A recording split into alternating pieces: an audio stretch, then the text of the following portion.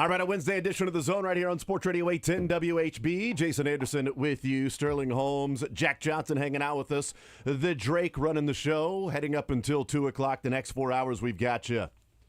Number of things to get into and talk about today. We'll talk some Royals baseball, try to salvage the series tonight, salvage a game of the 3 games set with the Boston Red Sox before a day off and returning home, facing off heading to Minnesota, not returning home, but heading to Minnesota on Friday for a 3-game set, then returning home against the Nationals and the White Sox. So a pretty important game tonight. Every one of them the rest of the way in these final 48 are going to be vital for the Royals if they are going to make the run for the postseason. 4 games out of the wild card still. It's going to be a tough stretch. Last night, the last couple of nights, some frustrating moments in the game that we'll talk about here in just a little bit. 913-912-4810 is the text line to join us. 913-912-4810. Text line to be a part of the show, part of the conversation. We will also talk some NFL football today, some Kansas City Chiefs. There's a couple of clips from training camp today that were out that I want to discuss and how it affects 2 different positional groups and how that may affect somebody who was actually talking today at the podium. So we'll discuss that with practice being stopped right now currently with lightning around St. Joe. They're moving indoors for practice. So there are a number of clips that are out there for today's practice, yet another padded practice. We'll hear from the Kansas City Chiefs at 11 o'clock. Steve Spagnuolo, Travis Kelce will be at the podium today. Star, Hollywood, Titan, Travis Kelce, part of Sterling's, favorite movie that you've seen in the last 2 or 3 years? Travis Kelce being in Happy Gilmore 2. That's Don't awesome. you dare. Nazee Johnson will be there, and Carson Steele at the podium as well. Mick Schaefer joins us in the 1 o'clock hour, KSHB 41 sports director. Let's talk about the Kansas City Royals last night. They lose the game. Michael Garcia with the double, with the chopping double over Bregman's head to score the run. Bobby with the busting it out of the box triple. Man, Bobby would destroy in Boston. I don't want to see him in Boston, but Bobby, how many triples? And I mean, good night, man. Bobby just be plunking it off the left field wall constantly if he was there in Fenway. But a triple for Bobby on a fly ball, maybe just out at Kauffman Stadium. That's warning track. That was close. Bobby you gotta give it a ride. It was close, but he gets there. Vinny with the hard hit ground ball right to the first baseman, and then Mike Hale comes through, and it's 1-1. Burgert goes out there, does his thing, and then in the 6th inning, the Royals can't get out of it with 2 outs and nobody on. Bregman walks, and then Angel Zerpa comes in, relieving Ryan Burgert. Abreu doubles, so it's 2nd and 3rd. Trevor Story with the, I don't know, do we want to call it a single? It's technically a single, using air quotes, to right field, making it 3-1. So, takeaways from last night's game. Let's start with the good first. Maybe the most optimistic I was about the players they acquired was Ryan Burgert. I was pumped about what he could do. He was the guy that the Padres fans were most upset about them trading. Yeah. Bailey Falter's underlying numbers, you like to go that route, Sterling. Mm-hmm. The expected ERA, the fielding independent pitching, the xFIP, not good for Bailey Falter. Like, the actual numbers were good. It's like, he's got a 3-something ERA. That's pretty good. The other parts of that were saying it's a little inflated or deflated, whichever way you want to view it, with his ERA. But Ryan Burgert, with the movement that he has, the sweeper, the slider, he had 20 inches of run last night on one of his pitches. He was really good in limiting what the Boston Red Sox were able to do. And, he's charged with Aaron, 2 runs actually, because both those runs end up scoring. Angel Zerpa only charged with 1 run, giving up 3 hits in a third of an inning because the 2 inherited runners scored. It was a big moment in the game. If you get out of that, maybe things are different. Maybe you end up winning the game. Maybe you lose it later on. That's the 6th inning. There's a lot of baseball still left to be played. But first of all, Ryan Bergert and what we saw from him and what we think of this debut for him as a Royal. He was what I was honestly like. I was thinking maybe 4 1/3, 4 2/3. He's not a pitch efficient guy. Like, we went through that when they acquired him, when we saw the 80 pitches, 4 innings, 85 pitches, 4 innings, 90 pitches, 4 1/3. Like, yeah, he had 7 strikeouts, right, but it's not very pitch efficient. It feels like Cole Reagans-esque without the crazy top-end stuff and ace potential of Cole Reagans. So, pitch efficiency wasn't necessarily his thing. Danny Duffy. Yeah, right. Yeah, Danny Duffy.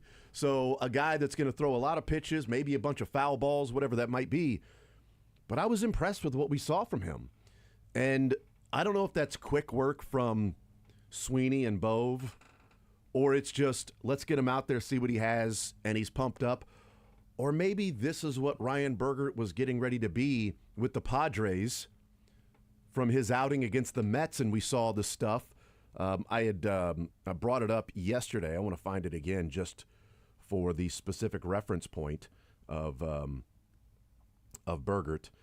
So his last outing, July 29th, that's when he was against the Mets, and the Stuff Plus leaders from that night, Bergert was the 3rd best, right behind Tyler Glasnow, with Stuff Plus on that night with 83 pitches. So it was grading out well. I was impressed by that.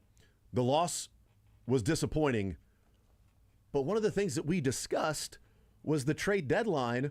We liked how they threaded the needle because, yes, it made them better this year. J.J. Piccolo's quote was, "We're better this year and our future's brighter." This was part of it. Whether the Royals were going to make the postseason or not, we knew it was going to be an uphill climb. The team became better, but were they going to be good enough to overcome the teams in front of them and make it into a wild card spot? It's still a difficult task. But at least from the Freddie Fermin move, if Bergert is close to this, which I was excited about, then that's a huge positive from last night's game. And honestly, we can be frustrated and mad about the bullpen and things like that, but to me, when we were talking about Seth Lugo and trading him, it was about getting better for the future. And maybe they did with Freddie Fermin. It's one outing from Ryan Bergert, just as it's one outing from, Bailey Falter. But I was impressed with what we saw because that guy went into Boston and just threw strikes and just said, you know what, here's my stuff. See if you can hit it. 85 pitches, 61 strikes.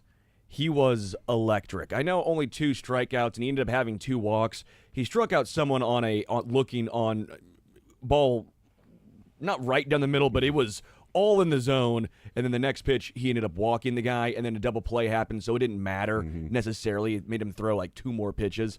But I was very impressed with Bergert. His stuff, as we've talked about, that sweeper, that slider, I don't know how you touch it. That thing had so much movement on it, and that makes the fastball play up when you are doing that. Yeah, I in the moment we'll talk about it, but I did not want him to be pulled.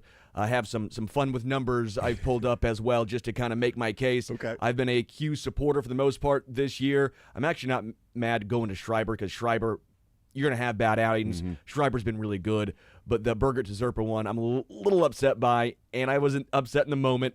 I yelled at Trivia, and everyone probably looked around like, why is this guy yelling? There's just some dude named Trivia. Some Trivia. Some dude's nickname is Trivia, like we have stats and different intern nicknames. It was, screw you, Trivia. But Bergert, we'll go with the positive there, was electric, and I am very thrilled. Yeah. One outing. Yeah, right. Same thing with Falter, right? One outing. But so far, I love what I've seen from Bergert. I think my mic's off. Uh-oh. Yep, we got Keystone. You're able to do it. Mic 4. Let's see. Got it? Oh, yeah, I'm on. Wow. nailed it. There we Keystone go. did it. Give him a job. Look at him. That's Look at all him. we- He's done Keystone, it. Keystone, glad the he's still here. intern. Saved There the we go. day. If this guy was already up playing soccer right now at college, we would just We just say, go Jack, back to shut you. up. Yeah, we I just would go just back to you. move my microphone over to you. We'd both get would echo. get 2 mics, Yep. Yes. All right. I Yeah, could tell that's the right. minute- one jack. Yes. I knew 3 my mic was actually not on. up originally. Oh, wow. So 3 was I up. just had to move it to 4. Yeah, I'm and always he on even this knows one. how to turn on his mic as well. Look at that. Too much Keystone's power. Killing it, man. The interns have too much power. Yes. They're taking control. There we go. Right. Jack? Yeah, I thought last night there were some pretty interesting things about Burgert as well. Fastball usage was down, sweeper usage was up, slider usage was up, and that seems very Brian Sweeney-ish. He came in throwing fastballs 45, 46% of the time. He had struggled with command a little bit, and last night he had tremendous command of that sweeper and that slider. And that's something I don't believe the Red Sox were prepared to see. And surprise, surprise, with good command, he's able to throw a career high in innings and career high in pitches, work deeper into that game, and he went toe-to-toe with probably now the front runner for the American League Cy Young Award and Garrett Crochet, who had, I don't want to say A++ stuff. He had A++ stuff until Bobby tripled off of him. Yeah. He looked like he had no-hit stuff through about the first 3 innings or so. But really impressive debut for Ryan Burgert. And I thought last night, honestly, because this team is 56 and 58. I'm not saying they're out of it. But last night was the first time this season I went, I am upset about the loss. But if I'm taking a big picture look, this is a positive that Ryan Burgert looked like this, a 25-year-old with 5 more years of control, and you lost. Why? Because 2 guys that likely will not be on your roster next year didn't pitch well. Yeah. And offensively, you hung in there against Garrett Crochet. You try to salvage a game tonight. But if this team doesn't make the postseason, but Ryan Burgert pitches well the rest of the way, we see Steven Kolek come up in September, pitch well the rest of the way. Cole Reagans comes back and pitches well. You get good numbers from some of the guys you're counting on next year. You can still see it as a positive. I'm not writing anything off, but last night, man, as frustrating as it was to lose that game, I don't want it to be overshadowed by what Ryan Burgert did. Because if this team, who has an 8% chance of making the postseason, doesn't make it, but Burgert turns into something you can really mold into a middle-of-the-rotation guy, it is going to be a positive, especially looking back at this deal. Well, then let me pose it this way. Okay, so if we're looking towards the future with this game in particular, doesn't it make you a little frustrated with Q? As a guy who has been a Q supporter, I know we talked about this before the show and all this, but I've been a Q supporter. I'm not saying fire Q. You're never going to be I perfect. just want to cut that for a minute. Take out I'm not saying, and then it just him saying Yeah. fire. Results are obviously going to be, a major factor in this. If Zerpa gets out of the inning, we're not even having this conversation. But we're all talking about how good Burgert looked. There's no denying that we've talked about how good Burgert looked. Zerpa has not been very good. Very inconsistent. Extremely inconsistent. And he's not even coming in with no one on base. There's guys on base. So now there's pressure on a guy who's been very inconsistent. I understand the lefty-lefty matchup, but Ryan Burgert has actually been better against lefties than righties in this season by a pretty wide margin. Against lefties, he's been nearly unhittable. If you want to, I get lefty-lefty, but why not stick with a guy who's dealing tonight and who's also better against lefties than righties? I understand the lefty-lefty stuff. I get it's not some mind-bending conversation. This is 1980s baseball. The lefty-lefty. I get that. I just don't understand taking out a guy who's dealing with 85 pitches, who's better against lefties. I get he's right-handed. I understand this. For a guy who's inconsistent, who now comes in with pressure on him, and of course, he didn't deliver. The reason I'm watching it, and would I have liked to see Burgert stay in the game? Certainly, but I don't know much about Burgert.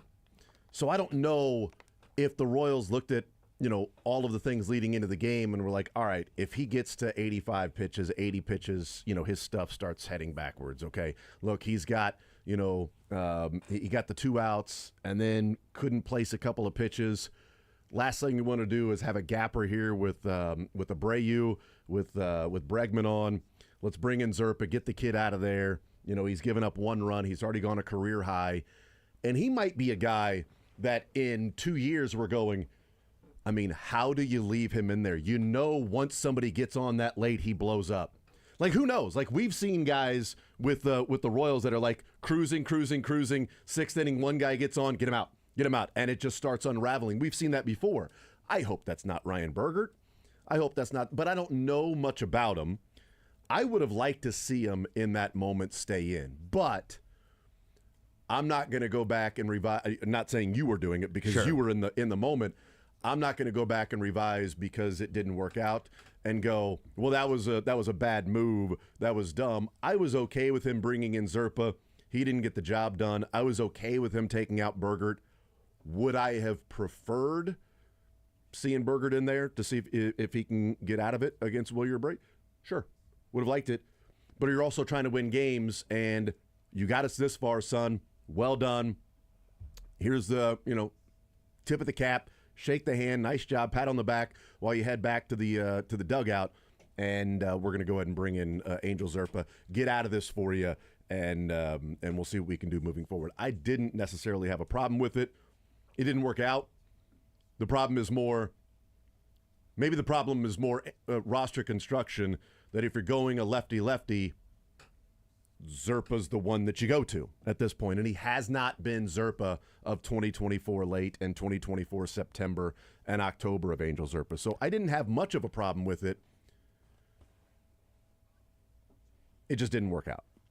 I also would say that, managers, they're going to be criticized based off moves they make, mainly with the bullpen in games. We don't really make it too big of an issue of pinch hitting. We don't always make a huge issue about the lineup. I know that from time to time you do when it's that Sunday lineup. But for the most part, in game, we're going to criticize a manager over bullpen decisions. What I believe is misconstrued by a lot of people out there is it's not that they're saying Ryan Bergert's going and he's facing Bregman, and all of a sudden it changes. He goes, we got to get him out of there. Yeah. No, they're talking about it before the inning.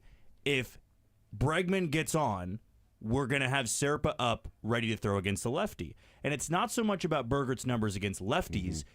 It was Abreu's numbers against righties. He has 20 home runs this year. 19 are against righties. He's OPSing 830 against righties. Ryan Bergert had thrown a career high in innings pitched.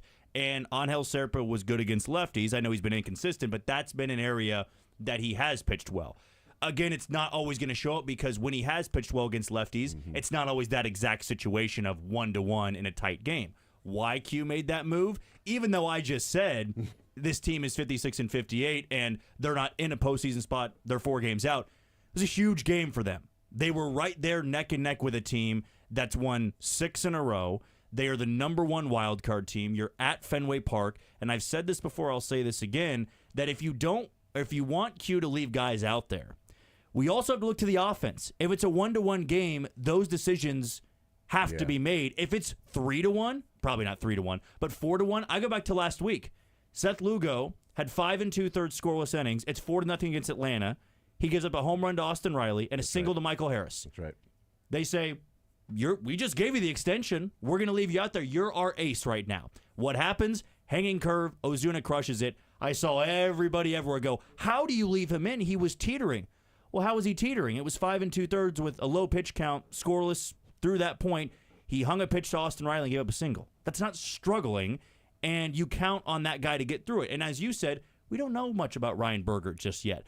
If Ryan Bergert stayed in against Abreu, you send Sweeney out there, hey, kid, one more out here. Yeah. Let's give you a quality start. That's one hell of a debut. And he hangs one to Abreu, who crushes it. What are we talking about this morning? How in the world do you leave got 20 Ryan home Bergert? runs this year, and now against righties, it's what he does. I also saw the argument of why not Daniel Lynch over Angel Serpa. Well, Daniel Lynch doesn't have as good numbers against lefties as Angel Serpa.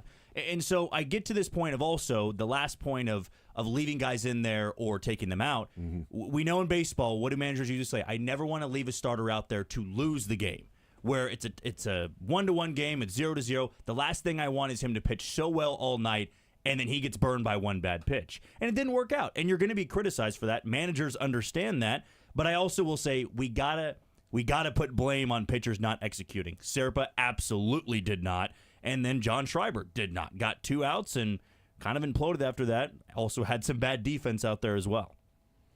So they're down 3-1, and it goes into the bottom of the 7th. So they're down 3-2 because Grichuk gets the double, and they score. So down 3-2, You're fighting back. And we talk about, what Schreiber was able to do or wasn't able to do. The biggest issue was that Schreiber walks a guy that's batting 180 and is the number 9 hitter with 2 outs and nobody on. They end up getting 3 runs in that inning. There were a number of things that took place. Zerpa not able to get out of it. Royals not able to do enough throughout the game.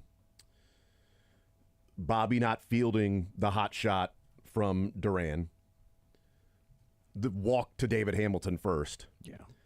And then Wilyer Abreu with the broken bat to right field. That I know that Grichuk didn't get a good read on it, but this is not to pick on somebody that we already know has had struggles defensively.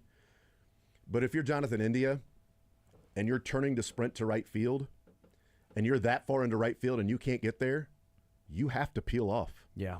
You have to allow the right fielder to be sprinting in, to be unimpeded, and not think, well, this guy's still running. I can see this guy at peripheral. I'm going to slide, and now I'm sliding and trying not to get hit, and the ball hits my glove and bounces away because India's also reaching over his head to try to get it. He was in right field when the ball landed. Like, it wasn't a good read by Grichuk. And so India turned and saw that. It's a hustle play, so I have a little bit more patience, a little bit more leeway with I'm really busting my ass to go and get there. But also at that point, like, I'm busting my butt to go and get there, I've got to get out of the way because this guy's running as fast as he can, and I don't have a chance of catching it. Someone has to call it. So at some point. Well, it looked like Grichuk probably called it off at the last minute. Yeah. But does Grichuk have to call it if it's in right field? Like, if you watch the All-22. I love calling the All-22. No, call it the All-9. Of where Jonathan India was when that ball landed. Like, I mean, he was in Grichuk's area. Like, Grichuk's like, how is this guy out here, in this spot right near me?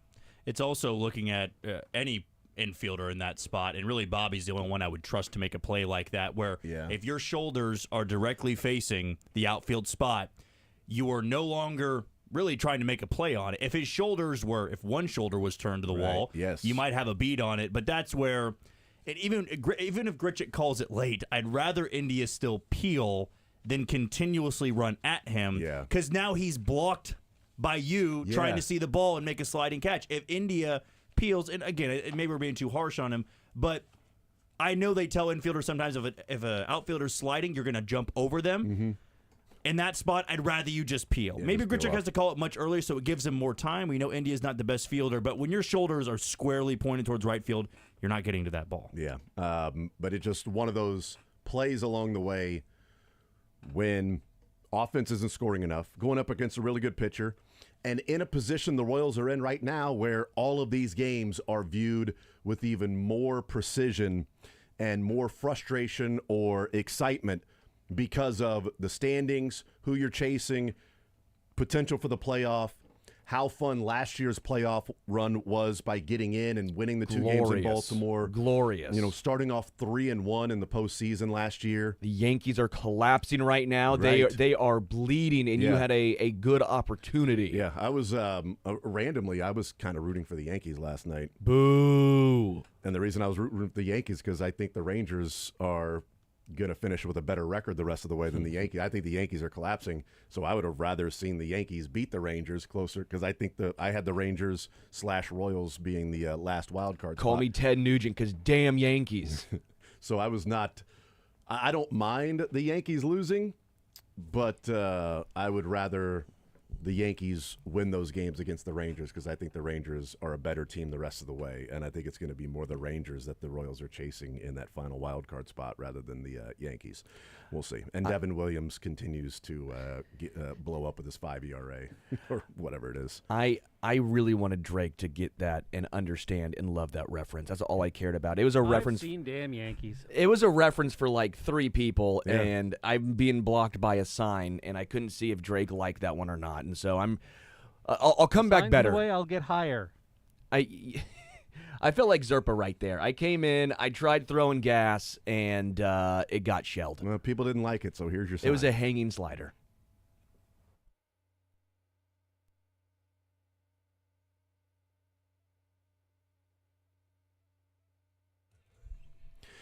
Hey, men, if you're out there and you happen to be suffering from erectile dysfunction, Heartland Men's Health is here to help. Some men wait months, even years, before they seek treatment to try to figure out what is going on, and it might be something very simple to alleviate. Heartland Men's Health is here to help. They have been successfully treating men in the Kansas City area. Maybe you've tried the pills or the herbals, and they have failed. Well, if that's the case, Heartland Men's Health treatments work when that happens. In fact, they have treatments with success rates well over 90%.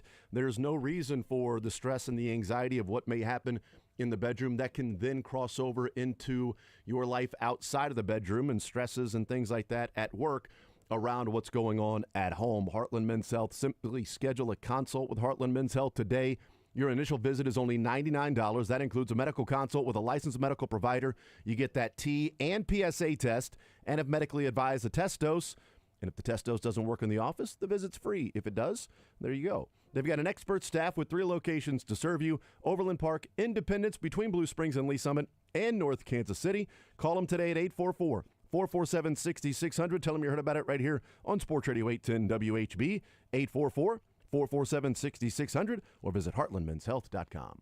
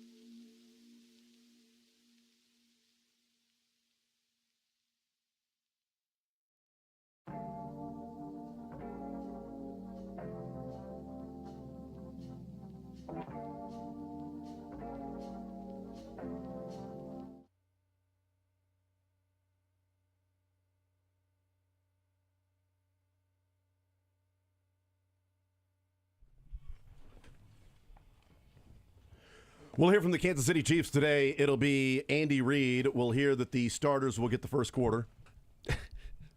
But we know what the reality is. The starters will get the first drive, depending. Like if it's a 3 and out, they may get a second drive. Last year against the Jags, they played 6 plays. It was 1 drive, 6 plays, and that was it. So we'll find out. Also would love to see, we talked about this yesterday, if Josh Simmons and Kingsley Suamataio stay in the game a little bit longer. We'll find out Saturday. We won't find out today at the press conference, but we'll find out on Saturday. Andy Reid, not today. It's Spags. Andy Reid will be tomorrow. Spags I today. did think it was supposed to be Andy originally today. I might be. No, it's Spags. No. It's Spags today, right? The horn blew. Oh, the horn blew. Yeah, it's Spags. Yeah, Spags today. Why did I think? I also thought it was Andy today. I may have my days mixed up. It is Spags today. Look, I told you yesterday that I'm a day ahead every day this week. Monday, I thought it was Tuesday. Yesterday, I thought it was Wednesday. And today, I'm talking about Andy Reid at the podium. You swayed me. You even changed. Even though Spags is written down and Spags was today and Andy Reid's tomorrow. I'm like, yeah, Andy today. Nope, Spags and Travis Kelce. So we'll find out tomorrow that Andy Reid will let us know that the guys will play. I can't wait for sports or leisure. I've been looking forward to it. I'm going to be 24. Boy, I actually didn't prepare for that. So if today's Thursday, I'm kind of screwed from that standpoint. Recycle some old questions from last week. Did we ask this? If we did, I don't care. I'm going to ask it again. You probably forgot. That's right. So at 11 o'clock, we'll hear from Steve Spagnuolo, Travis Kelce, Najee Johnson, and Carson Steele. All right, let's talk about the news that came down yesterday. Jordan Addison suspended 3 games by the NFL for his DUI arrest. And there's been the connection that we've seen on Twitter or other places about, okay, how does this impact Rashee Rice? I'll ask you guys, because my opinion is very strong one way on this, if there is a connection in any way, shape, or form for Jordan Addison got 3 games, then what does it mean for Rashee Rice? I hate presenting it as good news, bad news. Yeah. So outside of the obvious, what we've talked about ad nauseum about he deserves to be suspended, it was stupid. I'm okay with really whatever suspension he gets simply because like you don't do the things that he did. Sure. So good news, bad news in terms of suspension specific for the Chiefs and Jordan Addison. Are you swayed one way or another by the 3-game suspension for Jordan Addison? I think it's a game less than I thought it was going to be. I thought he was getting 4, which is funny. We keep talking in even numbers of 2, 4, 6, 8, right? And we never even think about the 3 and the 5 because it seems rare when you see a odd number. I thought it was a game less than I expected. So in that regard, maybe that means Rashee gets 5. Maybe he does get 4, 1 more.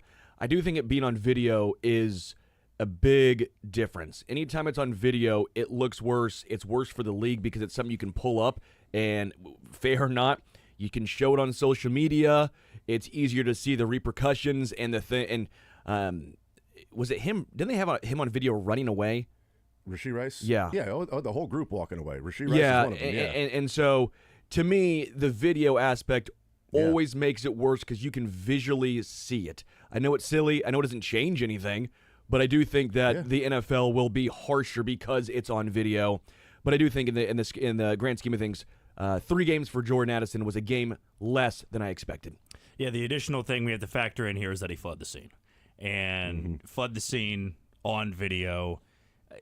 I'm not going to say the NFL will make an example out of him. I don't see it being anything severe like 8 or 9 games where you're talking about half the year. But I do see it being a little bit more than Addison's penalty here. I believe 5 or 6 is probably where it's going to fall there. I'd imagine a lot of NFL fans will be mad if it's 3 or 4 just because that would match basically what Addison did. But the extra thing here is not just the speeding and everything that happened there. You also have to factor in that he fled the scene. He just left the scene here. And I'm sure the NFL is factoring that in, which is why I believe it's just going to be a few more games than what Addison got. Yeah, I saw it yesterday. And my reaction was it was less than I thought it would get, less than I thought Addison would get, but I actually thought it was bad news for Rashee Rice. And the reason I thought it was bad news for Rashee Rice is I went back and looked at the specific DUI suspensions for the NFL. And going back to 2021, Jashawn Cornell, DUI arrest, suspended 2 games. Jay Sternberger, DUI arrest, 2 games. Vintel Bryant, DUI arrest, 2 games. 2021, Davian Davis, DUI arrest, 2 games. They adjusted the CBA in 2023 to make a DUI arrest 3 games. Marcus May, 2023, 3 games DUI arrest. Roderick Teamer and Janarius Robinson, both last year, DUI arrest 3 games. Jordan Addison, DUI arrest 3 games. I looked at it as being bad news for Rashee Rice because Jordan Addison got 3 games and his speeding was not involved in it at all. So he got 3 games just simply because of the DUI arrest. There isn't a prior. He's not a multiple offender. And the minimum of the DUI being 3 games, that's all he got. Now, maybe the NFL was trying to give him 4 games and, all right, if you don't appeal, we'll give you 3, whatever it might be. I don't know, because I think that's probably what's going on. We talked about that before, that I think whatever the suspension is for Rashee Rice is going to be the suspension that he accepts because there might be the negotiation behind the scenes of, hey, we're going to give you this amount. Are you going to appeal? All right, let's negotiate, and we'll announce this so we don't have to go through the long, drawn-out process of the appeal, and then it stays in the news. We'll talk about it behind the scenes. Suspension, there we go. We all agree. Let's move forward. But Jordan Addison pleaded no contest to, quote, wet reckless driving, which is a misdemeanor. Yeah. He paid a $390 fine, and he got 12 months probation. Rashee Rice pleaded guilty to 2 felonies, causing collision involving serious bodily injury, racing on a highway causing bodily injury. Those are 2 different felonies. He's serving 30 days in jail and has 5 years of probation. Jordan Addison got specific. If Jordan Addison was getting 2 games and then you throw in the 140-mile-an-hour ticket that he got 2 years ago, well, now he's got 3 games. Okay, I can see that. But they're not even including the 140-mile-an-hour. This is 3 games just for the misdemeanor. And that's it. You've got the fleeing the scene. You've got not rendering aid. You've got a lot. You got, again, 2 different felonies. I, right now, would expect 6 games. And it might be 6 games that they've come to an agreement that maybe they want 4. The NFL is saying, we're going to give you 8, dude. Like, you're going to get a half season almost suspension here. We're going to give you 8. You got 2 felonies. You're serving 30 days in jail at some point. Like, there's going to be you in the news of Rashee Rice is spending 2 weeks in jail serving us, part of his 30-day jail sentence. It's 2 felonies. You pleaded down. You pleaded guilty to 2 felonies. Like, Jordan Addison pleaded no contest to a lesser penalty of a misdemeanor. You pleaded guilty and accepted the charges of 2 felonies. And because you left the scene, we don't know if there was anything on your person that you may have been charged with as well. We don't know. So based on that, we may give you an extra game or so, and it being on video. The fact that it's just DUI, boom, 3 games, that's it. And there were no mitigating or aggregating circumstances that they threw in with Jordan Addison with this, the previous speeding ticket, I think is actually, bad news for Rashee Rice. Because if you're just specifically looking at this only, and Jordan Addison got 3 games for that only, I know that the NFL is now in the business of what's worse, what's better, if you want to, go that route of using those particular terms. But you got the video there. I'm expecting 6 games from Rashee Rice now. And I was thinking like 4 to 8, and maybe that's what the Chiefs are looking at. Rashee Rice's camp is thinking 4, the NFL's thinking 8, and maybe they settle on 6. But I do believe when the suspension comes down, I don't believe there will be an appeal to it. I think that will just simply be the suspension. Yeah. And I think it's probably going to be 6 games is what I would go with right now. I'd be surprised. I shouldn't say.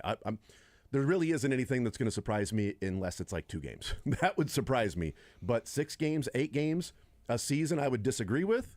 But with the video and with the conduct detrimental, with all of that stuff, hey, it's the NFL and there really isn't much of a precedent with things that aren't specific, like DUI 3 games. Yeah. DUI 2 games. DUI 3 games. DUI 3 games. That's what they are giving now since 2023, and everything before that was 2 games, and on down the line, 2, 2, 2, 2, 2.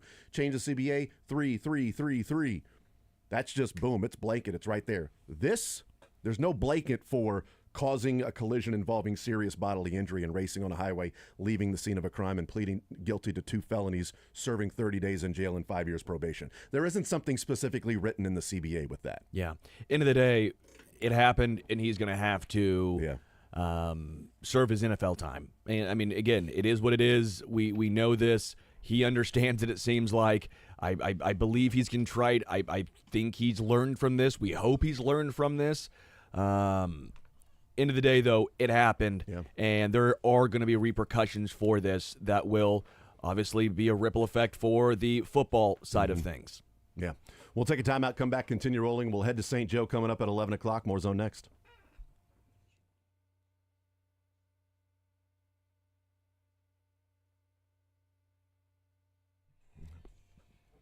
All right, Jason Anderson here from my friends over at Pyramid Roofing. You know, a couple of Wednesdays ago, that huge storm that came through, we wake up in the morning and there is a water spot on our ceiling. And at that point, it's like, oh no, what's going on? So immediately, Pyramid Roofing, 816-966-1101. Give them a call.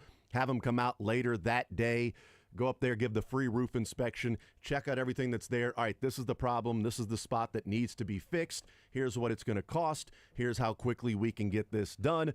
And it'll take care of everything. Also, while we're up there, we'll look for any other leaks, damaged shingles, missing, or anything like that, and take care of all of those things. They took care of our gutters for us a couple of years ago, and that's been great because there's no runoff or spillover that was happening because our gutters were too small for the way that our roof was aligned and the runoff from that. And so they were able to come out, assess all of those things, fix a couple of areas, not just say, well, we're going to give you all new gutters everywhere.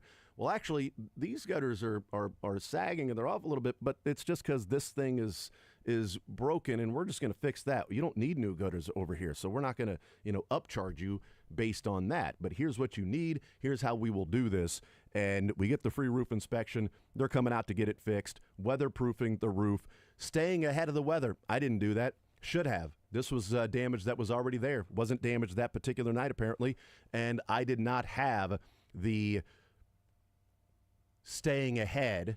I thought I had peace of mind when they came out and checked it out a year ago, but you need to have them come out and check it regularly when these huge storms with high winds take place. If you've got your roof age that's over 15 years, broken tile, sagging roof, leaks, poor ventilation, storm damage in the winter, ice dams, the free roof inspections are there with Pyramid Roofing. Weatherproof your roof. Stay ahead of the weather, both commercial and residential and locally owned and operated. PyramidRoofingKC.com. Check them out, 816-966-1101. PyramidRoofingKC.com. Tell them you heard about it right here on Sports Radio 810 WHB, 816-966-1101.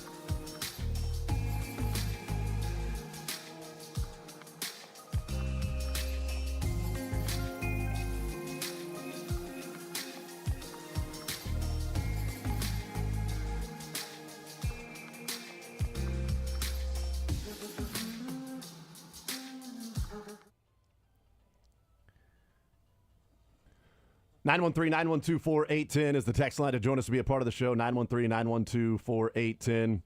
Texas, I think it'll be 8, maybe 6. Be shocked if it's only 4. Yeah. Texas, I think Rice has to be getting at least 6 games. NFL would get a ton of flack if it appears that they go easy on a Chiefs player, but more importantly, be on a situation where he legitimately injured people. There's video of the crash, and he and his friends fleeing the scene with, things in there. Like, yeah, Texas was Addison a second time. That's what's interesting about the Addison one, is that it wasn't viewed as a repeat offender. The 140-mile-an-hour ticket that he got was not part of the 3-game suspension that he received. It's specifically by the book, DUI, letter in writing in the CBA, will be 3-game suspension for your first DUI arrest. That's what he got. That's the only thing. There were not aggravating circumstances that added a game, because this is his second time in 2 years having a traffic incident of incredibly reckless. Yeah. This one was a DUI that was reckless. The other one was 140 mile an hour on the highway. So I found myself, I'm agreeing with George Kittle on something. Didn't know I'd ever do this. Yeah, I'm going to bring this up, with Mick Schaefer and some other things. But yes, I'm in agreement with George Kittle too. Do we want to talk about it quickly now or no? Well, you can bring it up if you want to. We can get into it more later on. So the NFL is basically banning smelling Long hair. salts. Oh. And smelling salts is something that George Kittle uses before every single drive. He said he's going to retire. Jokingly. What? I read that as serious. Damn it. He didn't have the sarcasm font on. What? But I agree. This is absurd. Let the dudes use smelling salts. They better not come and ban it from the Harpo's Cup, the golf tournament I play in, because smelling salts for me on the tee box is a huge help. George, I'm on your side. Don't ban them. I'm in agreement as well. Like, I'm going to try some.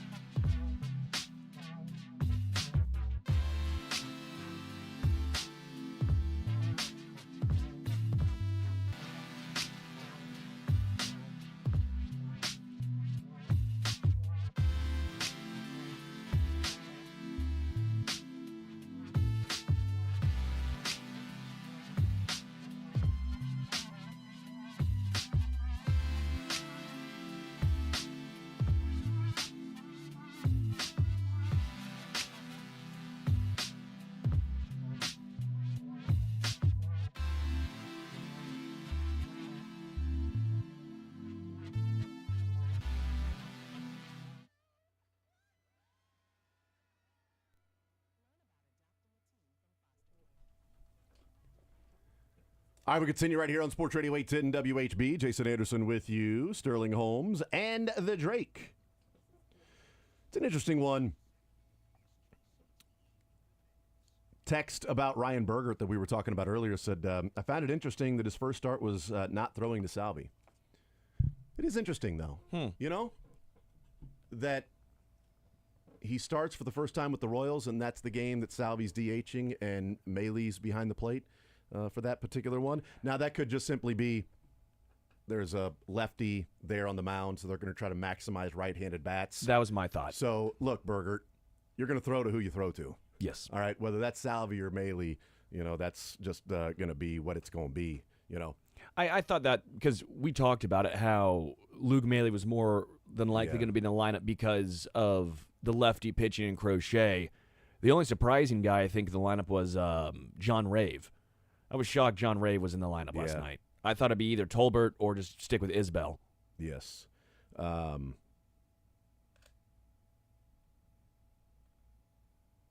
Tex says this is interesting.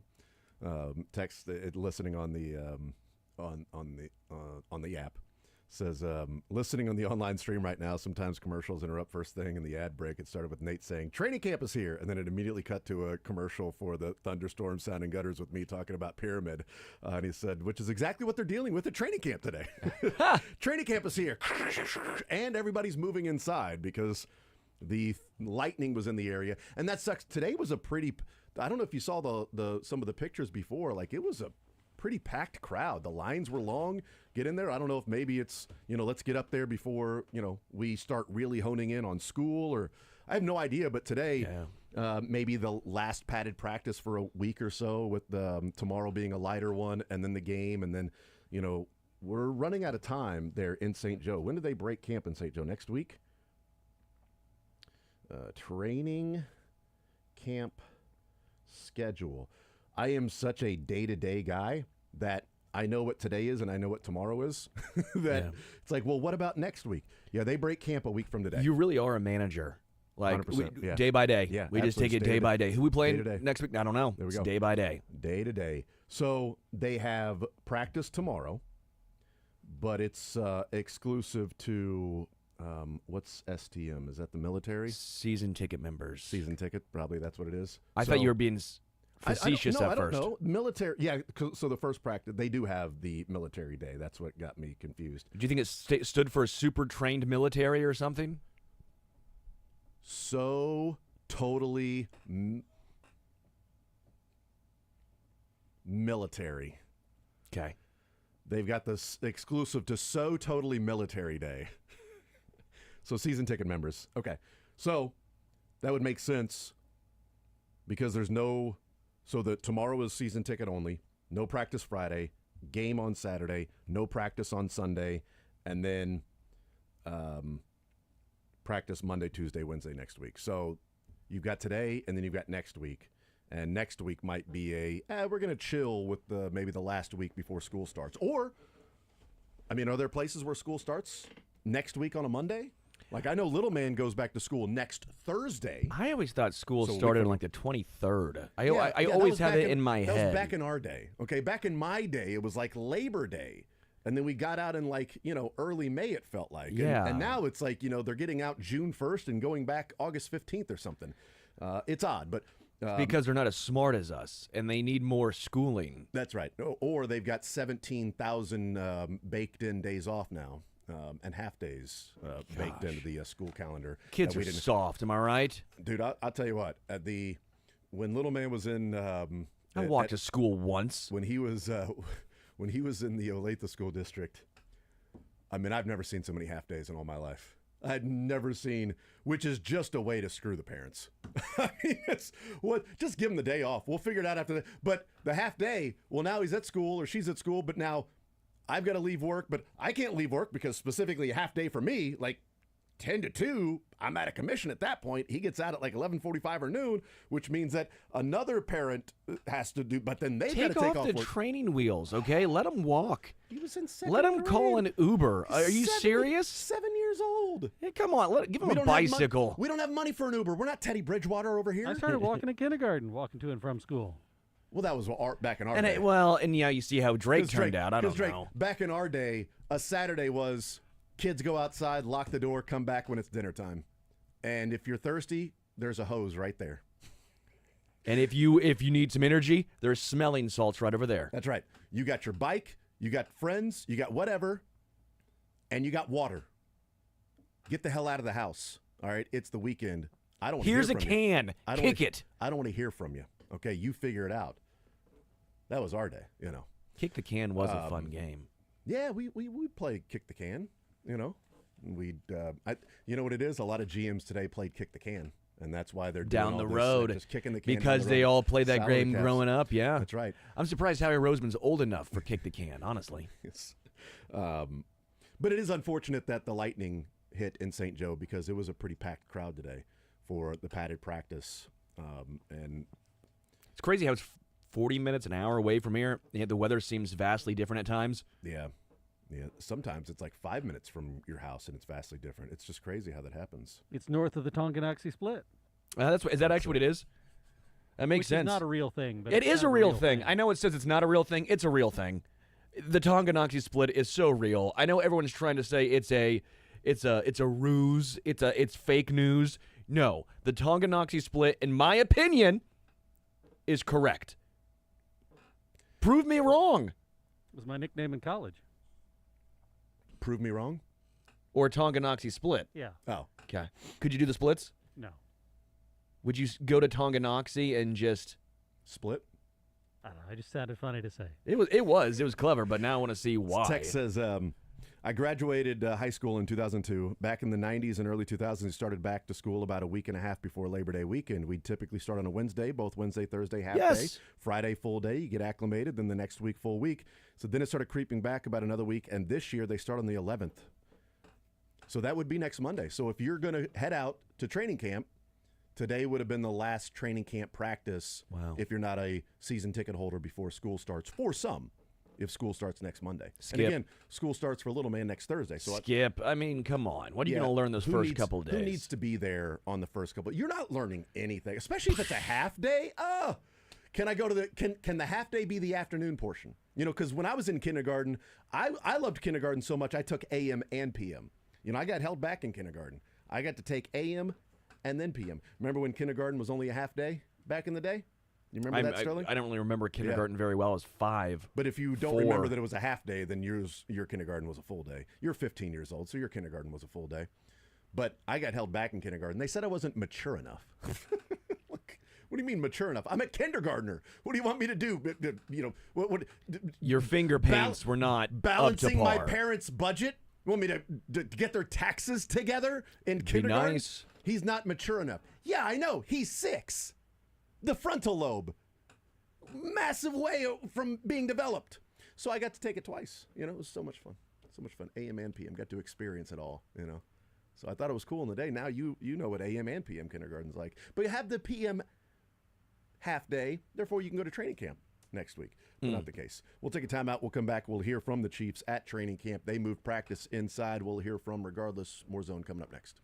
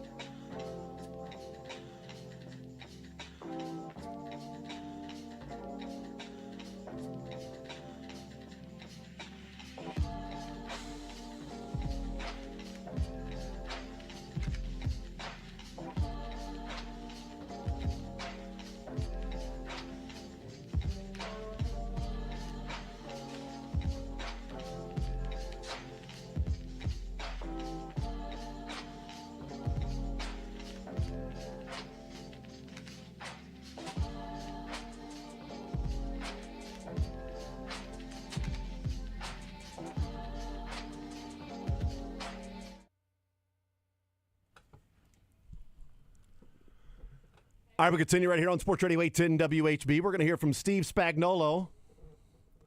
Good morning, good afternoon. Don't really have anything for you, so fire away. Not sure that I remember that, but if that's what you're saying, then I'll take your word for it. Steve Spagnuolo, Travis Kelce, star of Happy Gilmore 2, Nazi Johnson, and Carson Steele will be at the podium today. So interesting. So it's Steve Spagnuolo and then one of Steve Spagnuolo's favorites, Nazi Johnson, which kind of feels like, they have been really promoting Nazi Johnson as this guy that is the next in line at cornerback. Or, he was going to be the starter a couple of years ago before the ACL injury. And then last year, man, how good is he going to be? Because, again, he was going to be the starter before the ACL injury. And he's going back and forth with Josh Williams. And then, he's not performing as well because it's the first year back from the ACL injury. Oh, man, off-season, Nazi Johnson's looking pretty good. So we'll see. It's been it really feels like Steve Spagnuolo wants Nazi Johnson to work out, wants him to be a guy that gets there, that works out, that performs. So maybe this is the year.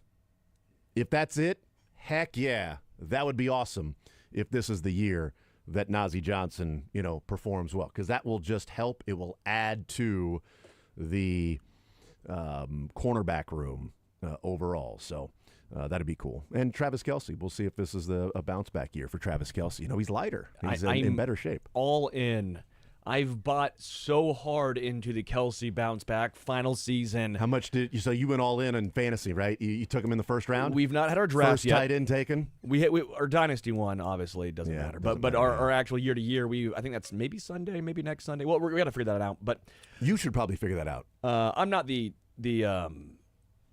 commissioner. No, I'm saying I got kicked out of commissioner role because I'm kept guessing winning. the commissioner's already figured it out. Yeah, he it's has. just that you should probably figure out when it is. Correct. Yes. They already done that. You should, for your own well-being. Oh, I'll be fine. You got to let your wife know that you'll be gone that day. She may be making plans right now. It's on a Sunday. I'll be fine. Yeah, but so you can just come and go as you please? Yeah. What kind of relationship is that? A great one. One built on trust. Wow. Okay. So you're just going to leave and just have the kids be there all day? I don't just have not even kids. tell her. The dog. Oh. Our dog's great. Our dog might go with us. Her dog now? It's our dog. Oh, wow. I thought, boy, it's certainly your money. It's our money, but your dog. Interesting how that works out. They're Sterling. expensive. Yeah, it can be your dog. You can pay for that. So you're buying in all day on the Travis Kelce bounce back year. Correct, and I like it a lot in baseball. But it happened with his brother in football too. When he thought he was done, and then he came back, he thought one more year.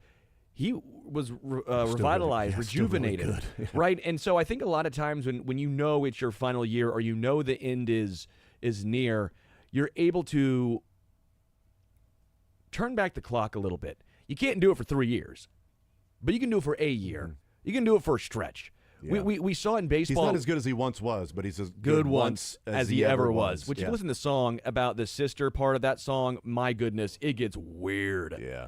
Weird, Toby Keith. Yeah, no doubt. Weird. But the point remains, he can do it for a year. We saw it in baseball with Albert Pujols, right? Remember when he went back to St. Louis and he was rejuvenated for half a year and he was back to the machine, right? Yeah. Remember when, I'm trying to think of a couple other guys, David Ortiz.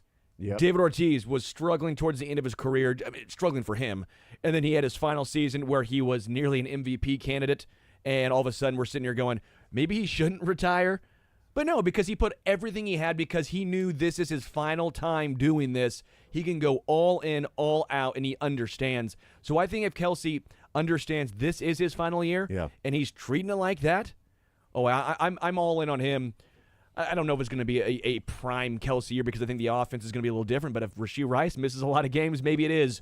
Maybe I am buying Kelce over 1,000 yards receiving this season. It's interesting that he had a down year with 97 receptions. Remember when 97 receptions was like, oh my God, what an amazing tight end year. That guy, like Tony Gonzalez in week 17, game 16, Trent Green threw to Tony Gonzalez like 20 times so they can get him 100 receptions in a season. And it was like, what an amazing season Tony Gonzalez had. Best tight end in the league. He had 100 catches in 1 year, and Travis had 97 last year, 3 away, and he didn't even play the final regular season game. He still would have had 100 catches last year. Antonio Gates, most receptions ever in a season is 89. You know how many times Antonio Gates went over 1,000 yards? He was a touchdown merchant, Yeah, so I'm going to say it's like a couple, maybe one, two. two. But yeah, couple, it was a little cherry pick Yeah, but there. still. But from age 30 to 38, so that's 9 years, he never went over 900 yards.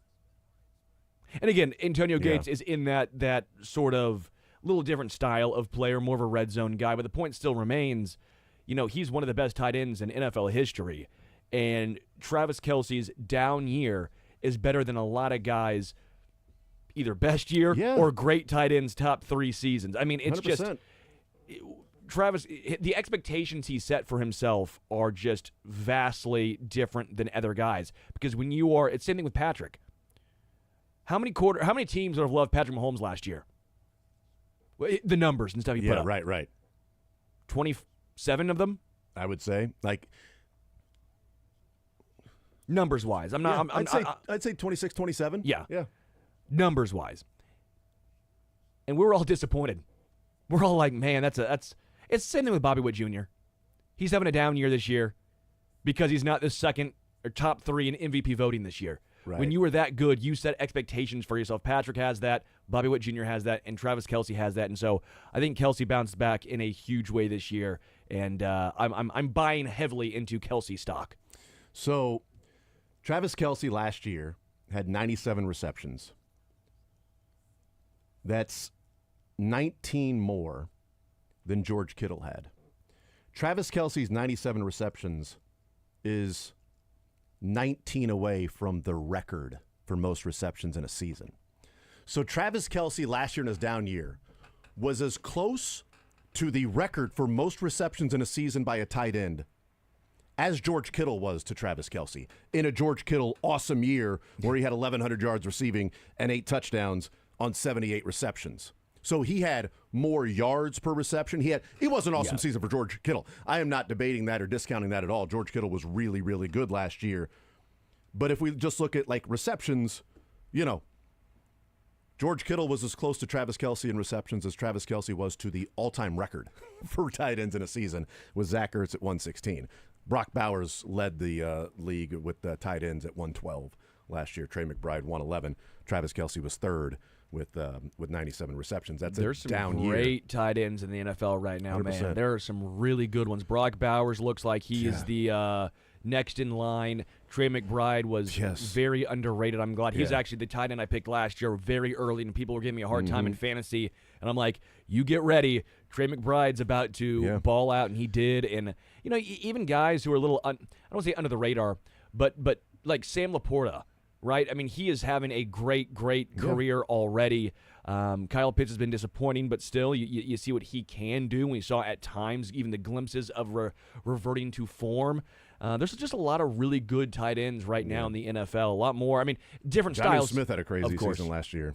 Jonnu Smith is another guy who's been really underrated for a couple years now. Good pickup by the Patriots a few years ago. Obviously, his success with the Dolphins. Right. Yeah, and now with the Steelers. I'm going to say Steelers now, because he's back with Arthur Smith, who loved using him in Atlanta. Right. But it's like in a down year where Travis Kelce wasn't good, he had the 3rd most receptions for tight ends and the 5th most yards for tight ends. He only had 3 touchdowns. Yeah. So you go, all right, well, that's probably the issue. But, I'm with you. I think it's a rejuvenated Travis Kelce. But I also think, I think most people are in agreement that this is his last year, or more than likely his last year. But I wish he wasn't so good in Happy Gilmore too, because I think it adds even percentage more to this being his last year. Because he'd be different if it was like, Kelce was okay, it was all right, he was good in Saturday Night Live, right? Some of those skits, right? Was it the American Girl doll? He was the creep in that. He played that one really well. and the waiter, sort of the villain type, kind of the jerk a little bit, playing off as the nice guy, coming right up. You don't know the backstory, Mr. Gilmore. I gotta watch my six. You stabbed me in the back. You stabbed me in the back. You told Spieth it was my fault. You're fired. It was pretty good. Great joke, Mr. Schauffele. That's what she said. Great joke, Mr. Schauffele. I wish he wasn't as good because I think it means it's more likely that he's like, I'm ready to start the acting thing. It was fun. It was great. I've done the football thing, and I know how hard I worked and all of that stuff, and now I'm ready to hang it up and move on to the next phase of my life because I'm good at this. So, jerk. Has he made more from the podcast than playing? That's a great question. I don't know about more. I don't know. Did they sign like $100 million deal? Now they have to split it, and then all the production staff and everything. He's made like what, 90 million in his career, 80, 90 million in his career so far, before taxes. So that roughly I'd comes be to surprised. 70 million. I think he will make more. I think he'll make more post-career than he did during his There's only a select few that can do that. I know. Most I of the think he's one time, of them. most of the time, no, I'm with you. There's most of the time, once you're done making money. Outside of the handful of events you might do, he's one of the handful of people and athletes who might make more, like Shaq. Yeah. You know what I'm saying? You have to have a very large personality to be able to do that and good at what you do. It can't just be the personality aspect of it. You also, Gronk's been actually, I guess, probably doing pretty well with the commercials and all that stuff. But, yeah, Kelsey, I think, is one of the few, especially NFL. I feel like you see it maybe more in NBA. So, 3-year partnership with Wondery for the New Heights for $100 million. At the end of this year, Travis Kelce would have made $111 million in his NFL career because he's getting $17 million this year, 17 and a quarter to go along with the 94 million that he's made already. So $111 million. Now that $100 million is not going all to Travis Kelce, obviously, but that's a 3-year deal. Mm-hmm. So in 3 years that it's done, you can then sign another deal. Who wants to invest in the zone for $100 million? Right, I get it, man. I feel like we should. Yeah. It's ridiculous. Agent gets part of his playing money too, though. That's a good point. Yeah. Investors could be you. Possibly you. That's what I think about. Who's driving the boat? I did do that one time in college for a presentation. We had an entrepreneurship class, and I remember at the very end of it, I did the whole Step Brothers. Investors could be you. One of the stories said that each brother is expected to earn around $30 million annually from the podcast with the deal and other advertisers joining in. Doesn't suck. So, yeah. I mean, if that's the case, then you're talking about 3 years making essentially what he made until this year. And you don't have to get hit. Right. Yeah. It is, I was talking about this with a friend when we were discussing the Kelsey and Taylor Swift relationship, which we do often amongst ourselves at home. And I said, one of the reasons why it seems like a good fit with both of them is that neither needs the other person's money, and neither can look at the other person and wonder, are they with me only because of who I am? Like, how many people out there could Taylor Swift date that would say, I don't need your money? Yeah. Made $100 million in my career playing football. I'm not with you because you're Taylor Swift. I'm freaking Travis Kelce, And Taylor Swift, I'm not with you because you're Travis Kelce. I'm Taylor Swift, and I've made $1 billion. I don't need your money. Like, there's probably very few people that would connect in that way. Because even the actors, well, she was dating this actor. Yeah, his net worth is, $2 million. She's worth $1 billion. Could use her money, Travis Kelce made $100 million in his career just on the field. Just on the field alone. Not what he's done off the field with anything he's already made with New Heights. Yeah, true. He doesn't need that particular money. It's nice, though. Good on him. So we'll see if this is a bounce back year. We'll hear from Steve Spagnuolo. We'll hear from Travis Kelce. We'll hear from Nazi Johnson. We'll hear from Carson Steele. And then we'll hear from you in the text line throughout the show. Mick Schaefer joining us in the 1 o'clock hour We'll talk with him. Ooh, Rotten Tomatoes today. Yep, that's right. You should get that ready. Be doing some. I studied my Nicolas Cage movies last night because Mick said he's going to do Nick Cage movies today. Don't you dare. No, I studied all of them. I studied up. Yeah, right. There's too many to study. Are you kidding me? I would not be surprised if you actually studied them. You think I would study the? You think I can see pin on the inside of your arm. No, I hit all the answers in my head. Nobody's going to know I'm cheating. That's why you're wearing a hat today. You can see on the bottom of your hat. You can just look up. Oh, interesting. Yeah, no, I tricked the teacher. I looked over the answers and I hit them all in my head. And since they're in my head, they can't see that I'm cheating. So I'm going to get away with it, I think. I'm excited to hear from Spags. Me too. Good morning, good afternoon. Not sure what it is, but I don't really have anything, but with that, fire away. Hopefully he talks about Drew Tranquil, because I want to hear about the... Well, he's missed his third straight practice. Correct, and I have some concerns with that, especially at his age. Yeah. And I want to hear him talk about Jeffrey Bossa as a defensive player, not a special teams player. Who in your mind, if Drew were to miss any time, and we don't know if that's the case or not, but if he were, would that go to Leo or Jeffrey Bossa? Because it feels like Bossa fills that role better, but Leo, I think it'd go to the more experienced. veteran. I think it'd go to the more experienced guy right now. But if you're talking about passing down situations only, then that probably goes to Shamari Connor, and they bring in Mike Edwards or something like that, where he takes it. Here's Spags. Andy's the same way I am. You always worry about coming in here on the turf, but I do think they came in and played fast, so that was a good thing. But with that, I'll just open it up. Steve, I know that Patrick's always a challenge, but it seems like he's kind of on it this past week. Yeah. Yeah, I mean, there's so Patrick and I talk quite a bit. Like I'll ask him often, what did you see on that play? Why did you do this? Why did you do that? So it's good feedback for me. You know, he's one of those guys that's been in it long enough now that he's seen just about everything. Plus, he knows all our calls, so when we yell something out, I think it gives him an advantage.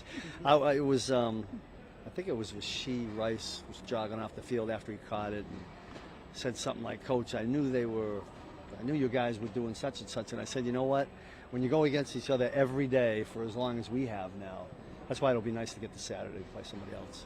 Steve, when Antonio Pierce out here, just wanted to provide, Yeah. you guys know what's so far. Yeah, well, I think you guys probably know this. Antonio and I have been close for a long time. I went in 2007 when I went to New York with the Giants. He was the Mike linebacker. The present-day version of Antonio Pierce is Nick Bolton now. And listen, it's guys like that, and obviously looking at Antonio and what he's like now, he became a coach, all the way to being a head coach. He obviously had that when he was a player. That's a nice thing to have when you're a defensive coordinator, a guy that's that cerebral. And I got a lot of respect for Antonio. I'm glad he came through. The guys are loving having him.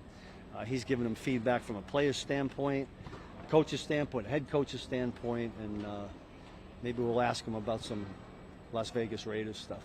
Coach, how do you feel about your unit going? It's just a preseason game, but how do you feel about where you are right now? Yeah, I mean, I'm one of those guys that's never really satisfied with where we're at. I know we still got a lot of work to do. I think we still got to figure out some of the things the new guys can and can't do. That's kind of what I have my eyes on right now. I think the game will give us a little bit more info on that. Sometimes when you go against the same people all the time, you know, you get a little bit of an upper hand on both sides of the ball. So we're looking forward to this game. Coach, Chris Wall has been a pretty versatile guy for you. Now it looks like he's getting a lot more time at safety. Yeah. How does his role kind of evolve, and how does it kind of compare to what you do with Shabari? Yeah, very similar. I think that C. Rowe has kind of taken on that same role that Chamari has done for us. The interesting thing, if I go back to last year, this second year for C. Rowe is second, right? I think we had him at safety out of need last year and found out he could do those things, and then eventually he evolved becoming a nickel. But he's made a lot. You guys, you've been here the whole time, and he's made a lot of plays. We look for production in our guys. I think I'd like to see him against another team, obviously. So look forward to see what he does against Arizona. It seems like Gelati has hit his stride a little bit this Yeah. past week. How are you seeing him? Yeah, he's getting more. It feels like he's getting more comfortable with throwing him in there sometimes with the ones. So he's around Nick and he's around Chris and some of the other guys, and I think that gives him a little bit of confidence. I've been really impressed with what he's done to this point. Be interested to see him doing a game too. What about Noah Williams? Noah Williams too. Yeah, Noel's he's on the same kind of trajectory. Listen, out on the edge in this business, that's tough duty. It does take some adjusting, and I think he's going through a little bit of an adjusting phase. Want to see him in some game competition, but it looks like he's an aggressive guy, and we like that first. So we'll see where the rest of it goes. Last one. Steve, collectively, what do you want to see from this team out of preseason games? Yeah, it's always for me. It's like the basic one is tackling. Probably even before that, I would say block destruction. So I'm always going to be preaching, guys, let's find a way to get off blocks and tackle. The rest will take care of itself, and we'll build from there. But if we're not doing that in game one, then I'll be concerned. You got to go back to step one, et cetera, et cetera. So those would be the big things. Yeah. Thanks, Coach. All right, good. All right, there's Steve Spagnuolo weighing in on Antonio Pierce there at practice, giving the Chiefs the recipe as to how to beat them. CRW, what he's done as a safety now. Here's Travis Kelce. Your work ethic here at training camp. Why is it so important for you to continue to have that high work ethic here? Trying to win Super Bowls, man. It's the only way you get there, and I think it starts in the off season and kind of when you get out here to St. Joe and you get in training camp, man. It really signifies like coming together, the chemistry, the culture that you need to have to keep getting better every single day, every single week throughout the year, and hopefully playing your best football by December, January, and February. How's this What offense? stands out about Patrick's during this camp? I mean, kind of being away this off season, coming back into training camp, just how fast his mind is moving. It seems like he's always a step ahead, and his arm is alive right now. It's fun to see him kind of know the play, know where he's going before the snap happens, and on top of that, just being a leader, man. Just being the leader and being our biggest fearless competitor, man. And he's really leading this team right now, and they're working hard and getting right. Travis, what's impressed you most about this camp, especially with the young guys? I guess just guys taking their game to the next level, man. Like Leo Chanel, like Noah Gray. Guys are really stepping up. George is out there running around causing havoc, and a lot of these young guys, these rookies are flying around making plays, and it's just fun to see, the new mold and new makeup of this team. How does this offense feel to you? I know we're only halfway through camp and preseason still got a lot of ways to go, but how do you guys feel? Yeah, I mean, we got a long way to go. It's still, I think, close to a month until our first game, our first real game. We got some time to kind of work our techniques and test it out on some other teams here in the preseason, but right now it's just the work phase, man. I'm not really kind of evaluating anything. We're all trying to just get right, get into football shape, and get mentally tough. Was there anything that you were trying to do differently for this camp based on what you did in the offseason? Nah, man. Just once you're here, it's all about football, man. You eat, breathe, and sleep football, and you try and be there for the guys next to you, the new guys that are coming in, try and get them acclimated. And it really hasn't changed since I've been here, man. Coach Reed does a great job of putting a plan in place, putting a regimen in place to where it gives you a chance to succeed, and it gives you a chance to really get in there and find out what you're made of. It seems like more guys are coming to you maybe now more than ever. How much do you embrace that and essentially being as close to another assistant coach as you could be just like in your career? I mean, I've been lucky to be here for, what is this, my 13th year now? Mm-hmm. I just absolutely love this organization. I love the team. I love all the coaches.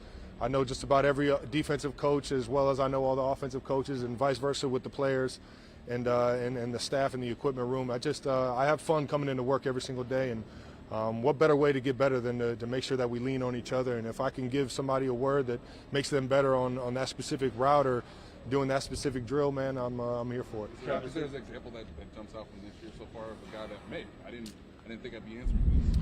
Nah, nothing I can think of like that. Travis, in the past, you've kind of called this a sanctuary. Oh, yeah. To be up here. Is that still the Oh, it's always been that, man. I love it here. It gets me away from everything else that's going on in this crazy world, and I think you can really just focus in on your craft and focus in on being the best you can for the guys around you, man. And football's always been the biggest driving force I've ever had. So I love coming out here and focusing on this and getting better for another run and hopefully a Super Bowl. And with that, does it give you any sort of feeling about how many more times you'll do this? Does that run through your mind at all while you're here? Nah, man. You gotta go through the dog days and enjoy it for what it is, man. He's What still have you learning. seen out of Rashad Smith so far? Seems like he had a few explosive plays today. Yeah, he had a bunch today, man. The guy that has all the athletic talent, man. And we love what we've seen so far in terms of his growth every single day. We're throwing a lot at him. There's a lot you got to do in the running back room, and you know, I think he's going to keep getting better and better as these weeks go on, and you'll see it in the preseason games too. Travis, you came in here such good shape. How do you feel out there in these practices? Oh, we're rocking and rolling, man. It's training camp, so you're gonna feel you know, the soreness and the heavy workload that you're getting every single day, and the reacclimation to all the hitting and everything that you're doing. So that's gonna come with it, but at the same time, man, it's you got to enjoy it for what it is and fight through that. You mentioned year 13 in St. Joe, I guess. As you think back to year 1, year 2, what has it meant to see the program evolve into what it is today? I mean, I think that gives me more juice than anything else, is the fact that, you know, we have created this culture. We have created this machine that, you know, when you do it the right way, it works, and you get to win football games because of it. And I think that alone kind of gives you the excitement that what we're doing here is special. Travis, what have you seen from Robert Tonyan and Noah Gray again coming into this year? Big Bob, man. Big Bob, he's been so awesome to have in the building since last year, and obviously over the off season and everything. Known Bob for a while through the tight end world, and it's just a pleasure to have that guy in here, man. Always a high energy guy, always in a good mood and ready to play some football the right way, man. And if you've been out here, you've noticed how good Noah Gray's been, man. He's really taken it up to the next level, man. He's an absolute stud. And I don't think I've seen him lose a single rep yet, man. He's awesome right now, and it's fun to see him kind of take those next steps, getting higher and higher up on the board and becoming more accountable, man. Him and Pat are on the same page right now. It's fun to watch. Travis, is the last game still in your mind? Or have you Nah, man, thought about it? I've thrown that thing in the trash. I moved on. When did that moment sort of occur for you? I don't know. I thought it would happen sooner than you can imagine. I was pretty focused on this year in the off season. What impresses you about Josh Simmons so far? Man, you know what? He's a tough guy, man. He's a tough guy. He's one hell of an athlete. You turn the film on, you watch some of the stuff he does with his body being 300 and whatever pounds he is, and how powerful and explosive he is, man.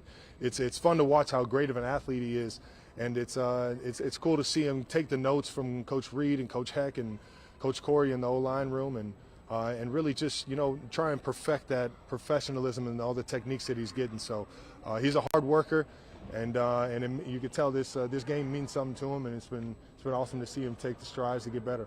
Last one, Herbie. Travis, you mentioned this is your 13th NFL season. You're about ready to enter it. If this is your last training camp in St. Joe, what is your fondest memory of camp here? Man, ask me that when I retire. See you guys. All right, there you go. There's Travis Kelce, and talking about this training camp and what he's seen so far, 13 years. It's a full year and a month of his life he has spent in St. Joe in the dorms. We'll talk about things that we heard from Travis Kelce. Here's Carson Steele. You know, it's been great. First couple of days were hot, you know, coming into it, but, you know, St. Joseph, you knew that was kind of expectation, but it's been great, you know, coming back for year 2, stronger, better, faster. Have a little bit more, you know, development into the offense, so it's really helped me kind of progress from here. What was your point of emphasis in the offseason?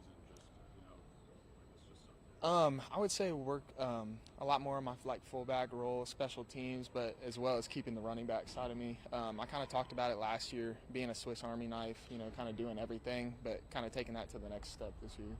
Carson, a lot of these guys get ready for the first preseason game. What do you remember about your experience getting ready for that? You know, I was just kind of thrown into the fire, and that's basically what happens. And so just like last year happened, that's kind of, you know, how I showed myself a little bit, and I'm excited for that, and hopefully I can do that again. You mentioned working on the fullback role. Was that Andy's guidance to you, or is that something that you wanted to do? Overall, I would say mine, just because having that, you know, extra kind of tool in the bag to be able to do. I would assume that, you know, that's something that he'd probably want me to do as well, blocking wise, just because I'd never done that in, you know, college. I'd done a little bit of blocking from that fullback, running back spot, but never like truly had done it. Is this camp easier because you know what to expect? You weren't like last year when every day was new? I wouldn't say easier. I would say the jitters are a little bit down this year. You know, last year you're coming into a football team who just won, you know, Travis Kelce, Patrick Mahomes are in, you know, the same huddle as you working with you. You know, kind of being able to calm down a little bit, you know, listen to the whole play this year as well. This really helped me. First preseason game on Saturday. What do you think is important for you to show in that particular game? Just kind of like I was saying before, doing everything, you know, big special teams role. We've talked about that as well. I'm not for sure fullback stuff's coming in or not, running back stuff, you know. Just whatever I can do to really support the team and hopefully win.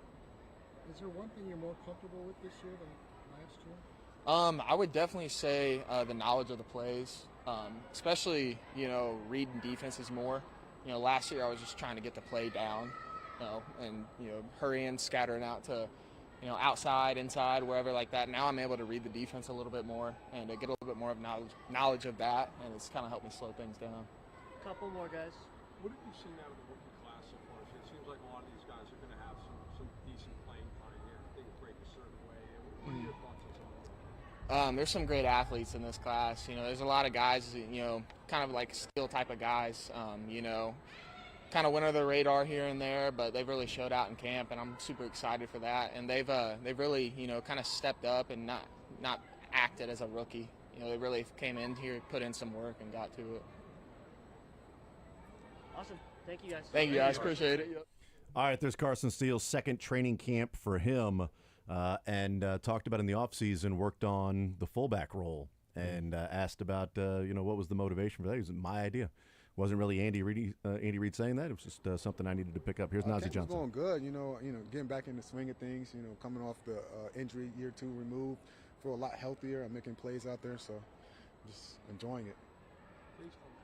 How different do you feel now? Obviously, last year coming off the ACL, you played a lot as the year went on. How different do you feel now with that knee compared to maybe how you felt even playing last year towards you? Oh man, I feel completely different. I feel like how I did in year 2. I don't even think about my knee. Last year, I was dealing with, you know, my knee swelling and here and there. It just lingered on through the season, but now it's healthy. I feel normal. I actually feel better than I did prior to my injury. How do you just evaluate last year for you personally? Personally, you know, I feel like last year was just a baseline. You know, granted, it's my first year ever playing corner in the, you know, NFL, and even in the game. So, and then coming off the ACL as well. So it was a lot of stuff going on, but I like to look at it as a baseline. I can only get better from there. What was the guidance from Steve Spagnuolo and Baby Rick for you personally, you know, as you approached the offseason? They just challenged me. You know, they was like, they need that dog back. Stop worrying about messing up. Be bold and be great. So I just took that in the offseason and just challenged myself. And why not me? You know. Is there a sense that you're feeling like you can play a little bit freer than maybe you did last year? Yeah, I can play a lot freer. Last year I was just nervous. You know, not trying to make a mistake. You know, being the new guy in the room. You know, at corner. So it's just trying to do everything right. But in reality, you just got to go out there and just play free, and that's how you make plays at corner. How would you assess the quarterback room so far in doing this game? The cornerback room? I think we're competing. You know, everybody has their own role in this defense, but you know, Spags moves us around a lot, and he's just trying to figure out the chemistry. But we can't wait till K2 comes back out there. But he's always in the meetings and stuff. But yeah, it's a competitive room. Okay, we'll just do a few more. Is it important for you guys to understand all 3 different cornerback roles? Because it seems like there's a possibility of you guys being a little bit more interchangeable. Is that the sort of sense you're getting in these meetings right now? Yeah, I mean, he's going to interchange us depending on, you know, personnel packages and stuff like that. So all of us knowing the different roles from nickel to left, right corner, everything changes. But Spags is a mastermind at that, and it's hard for teams to really get a gauge on who's going to be playing where. So shout out to Spags. Najee, one of the things we've always heard throughout camp is how fast this wide receiver core can be. From your perspective, because you're actually lining up against these guys, how fast is this current crew? Oh, they're fast. I mean, every time you see somebody going deep, we're always in somewhat a trail position because they're just so fast. They get off the line. And one thing about receivers is they catch those deep balls down the field. They're going to give a lot of people headaches because they got speed all over the place from, you know, Worthy, Hollywood, and then you got Thornton that's going crazy right now. So it's just speed. So I say everybody just warm up your hands because it's crazy. Now, you mentioned not thinking about the knee, but you injured it, I think, just like this. Mm-hmm. Is there any flashbacks there? Yeah, so that's the crazy part. I was talking to people, people were just saying, you're good. And, some things are out of your control. So I just took today as like, you know what, it happened. I don't think it's going to happen again, hopefully not. But I just came in here and just attacked it. Thank you. Thank you, guys. All right, there's Nazi Johnson. I hope that he's, if he is actually as good as what he's saying in terms of how he feels, that year 2 removed, feeling healthier. He said it's completely different than last year. There was swelling throughout the year, dealt with it all year with the injury. But he said now I actually feel better than before the injury. So hopefully that's the case because they liked what he was able to offer before the injury. We'll see. Training camp coverage right here on Sports Radio 810 WHB, brought to you by Greengrass Cattle Company. Make sure to stop into Greengrass Cattle Company on your way to St. Joe for their new training camp bundle. You can also order online at greengrasscattleco.com. As well as Easton Roofing. Make sure to visit them at eastonroofing.com for commercial and residential roofing needs. Easton Roofing, where integrity matters, as well as Rally House, your home for all things Chiefs. Everything you need from sideline styles to exclusive fan gear. You'll find it all at Rally House. Get your gear in store at Rally House or online at rallyhouse.com.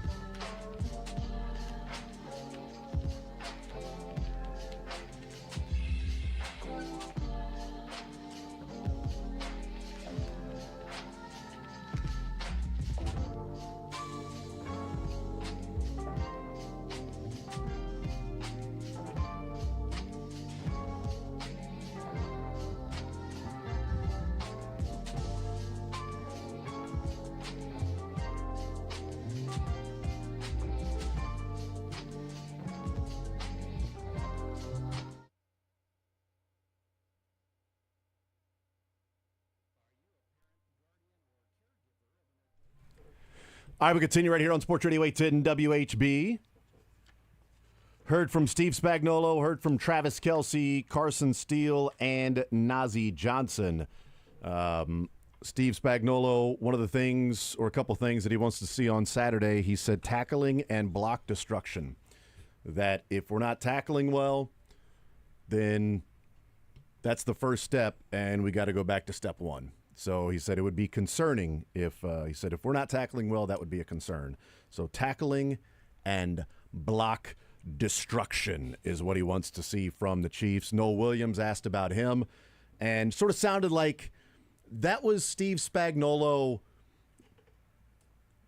with a young guy not wanting to be too critical of somebody that maybe is struggling right now. When he said, playing edge in this league is tough.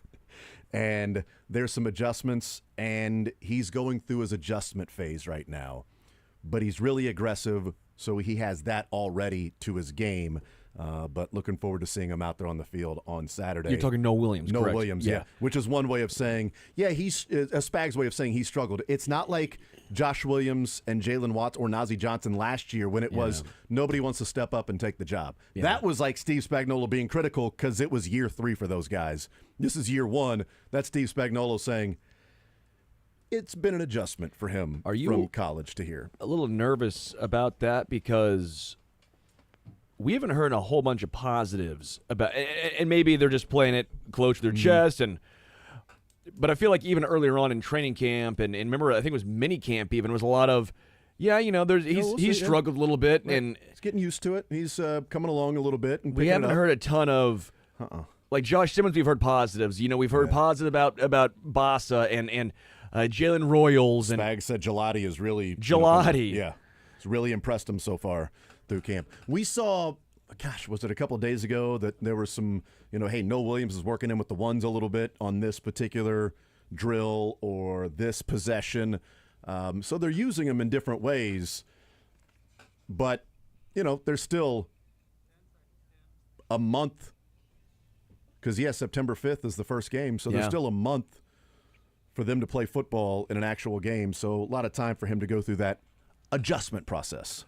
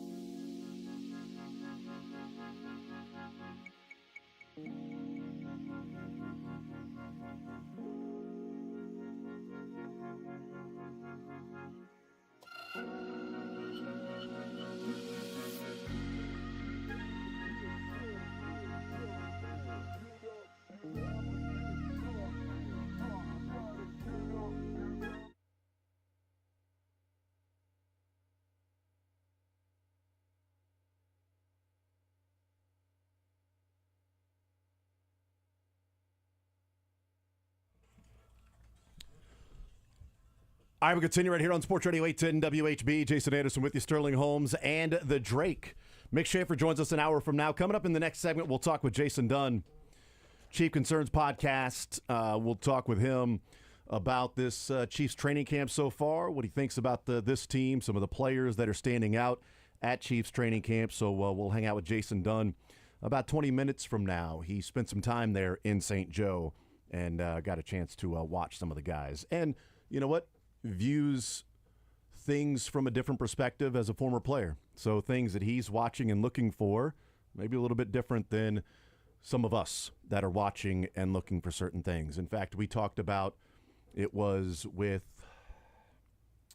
can't remember who we were talking about it with, but we were discussing, it might have been Matt Lane that we were having a conversation with last Thursday, and I had mentioned that, watching the podcast and Jason Dunn talking about Josh Simmons' athleticism and the athlete standing out.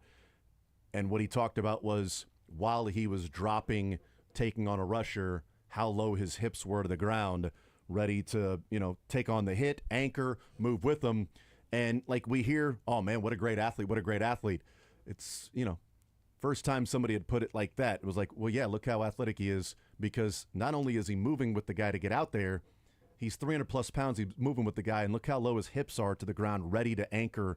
And he's not just running out there and off balance. Like, he's ready to stop and take on whatever fast, quick, or speed to power type that we're seeing a lot of, because you better be ready for speed to power in the NFL. So we'll talk with Jason Dunn, what he's seen at camp and his observations of some people that have stood out. So looking forward to that. And then Mick Schaefer at 1 o'clock and Rotten Tomatoes. With Mick Schaefer. So we'll actually throw Rotten Tomatoes at Mick Schaefer today. So we'll see how quick he is. He's quick like a cat. Smelling salts and with Mick Schaefer. We may do that as well. 913-912-4810 is the text line to join us. I had mentioned earlier in the show that somebody that is having some highlight reel plays that's been shown in clips and things like that, that may impact a different group position player than what he plays. And what I'm going with here is, Travis Kelce also talked about it in his press conference. Now, he was asked specifically about Brashard Smith. Yeah. Okay? So Brashard Smith is the one that I'm talking about here. He was asked specifically, what have you seen from Brashard Smith? And he said, man, you could see how athletic he is, how talented he is. We're throwing a lot at him. That running back position is difficult to learn all of the different things, because obviously you've got the runs, you've got the adjustments, you've got the offensive line calls, you've got the pass pro, you've got the routes that are, part of being a running back. And what we've seen a lot of so far, anytime we've seen a highlight from Brashard Smith, it's been burning a linebacker or a safety down the field.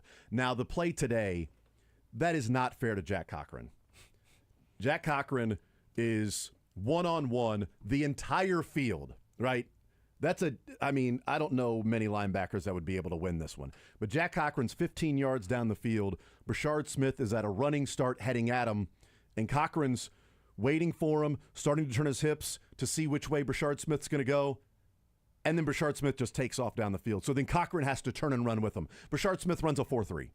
Okay, so the video you're seeing is, hey, Brashard Smith, another deep shot from Patrick Mahomes. Now, Mahomes hit him in stride, and it was like, all right, we've seen this before. I'm more impressed with the ones to where he beats, in minicamp and OTAs, he beat Christian Fulton on a wheel route down the field. He'd beaten another linebacker with Drew Tranquil. He beat Drew Tranquil in another route down the field with his speed. Those are the things that stick out to me, not one-on-one, two players on the football field, and Jack Cochran is the one that's trying to guard a guy that runs a 4.3, who can run a quick out or an in or whatever. And It'd be like you trying to guard me one-on-one. It's just not going to work. Yeah, it's not going to work for you. I agree. Like, it's just going to be terrible. You're for getting you. burned. I'm Brashard Smith, and you're Jack Cochran in this one. No, Jason Jack is close. But what I wonder is, we talk about, well, they're going to keep 4 running backs. Okay, so what if they keep 4 running backs and then a fullback with Carson Steele? Because Carson Steele talked about, playing that fullback spot.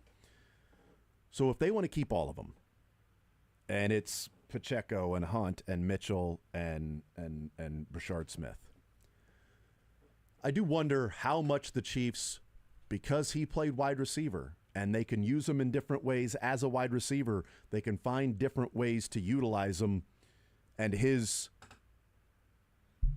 mismatch ability. Do they go into the season and say, we're only keeping 5 wide receivers plus Rashee Rice, and Rashee Rice isn't, or we don't have to keep, 7 receivers? We'll keep 6 receivers. We'll keep 5 receivers because we're going to view Brashard Smith. He's a running back here, and we're kind of going to view him as a wide receiver too, wide receiver as well. Yeah. We're going to view him as also a wide receiver along with running back, and it allows us to keep Carson Steele as a fullback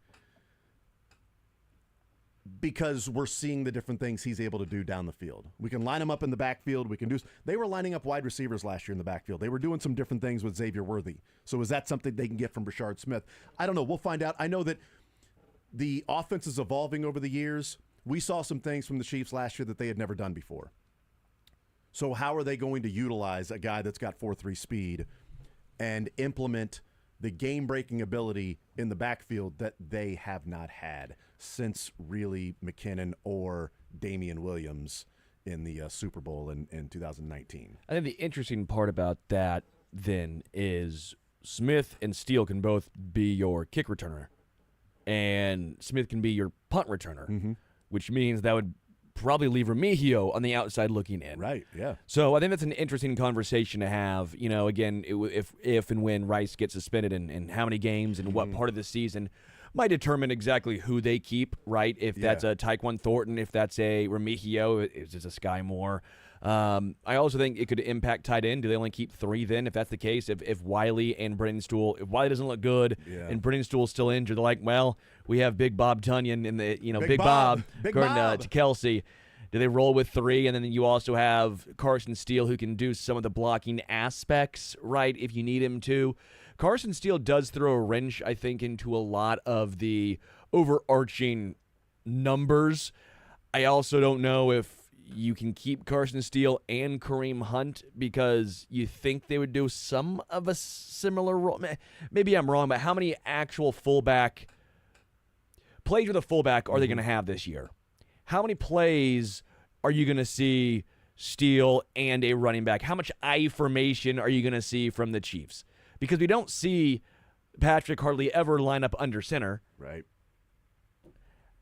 Maybe I'm wrong, but I have a hard time, for me, seeing Steele making it and then the Chiefs reverting back to having an actual fullback, dedicated fullback on this roster, especially if they're going to keep 4 of the running backs. Well, I mean, do they need to go deeper than – I think Tyquan Thornton is quickly moving up the charts of it looks like he's going to be on this team.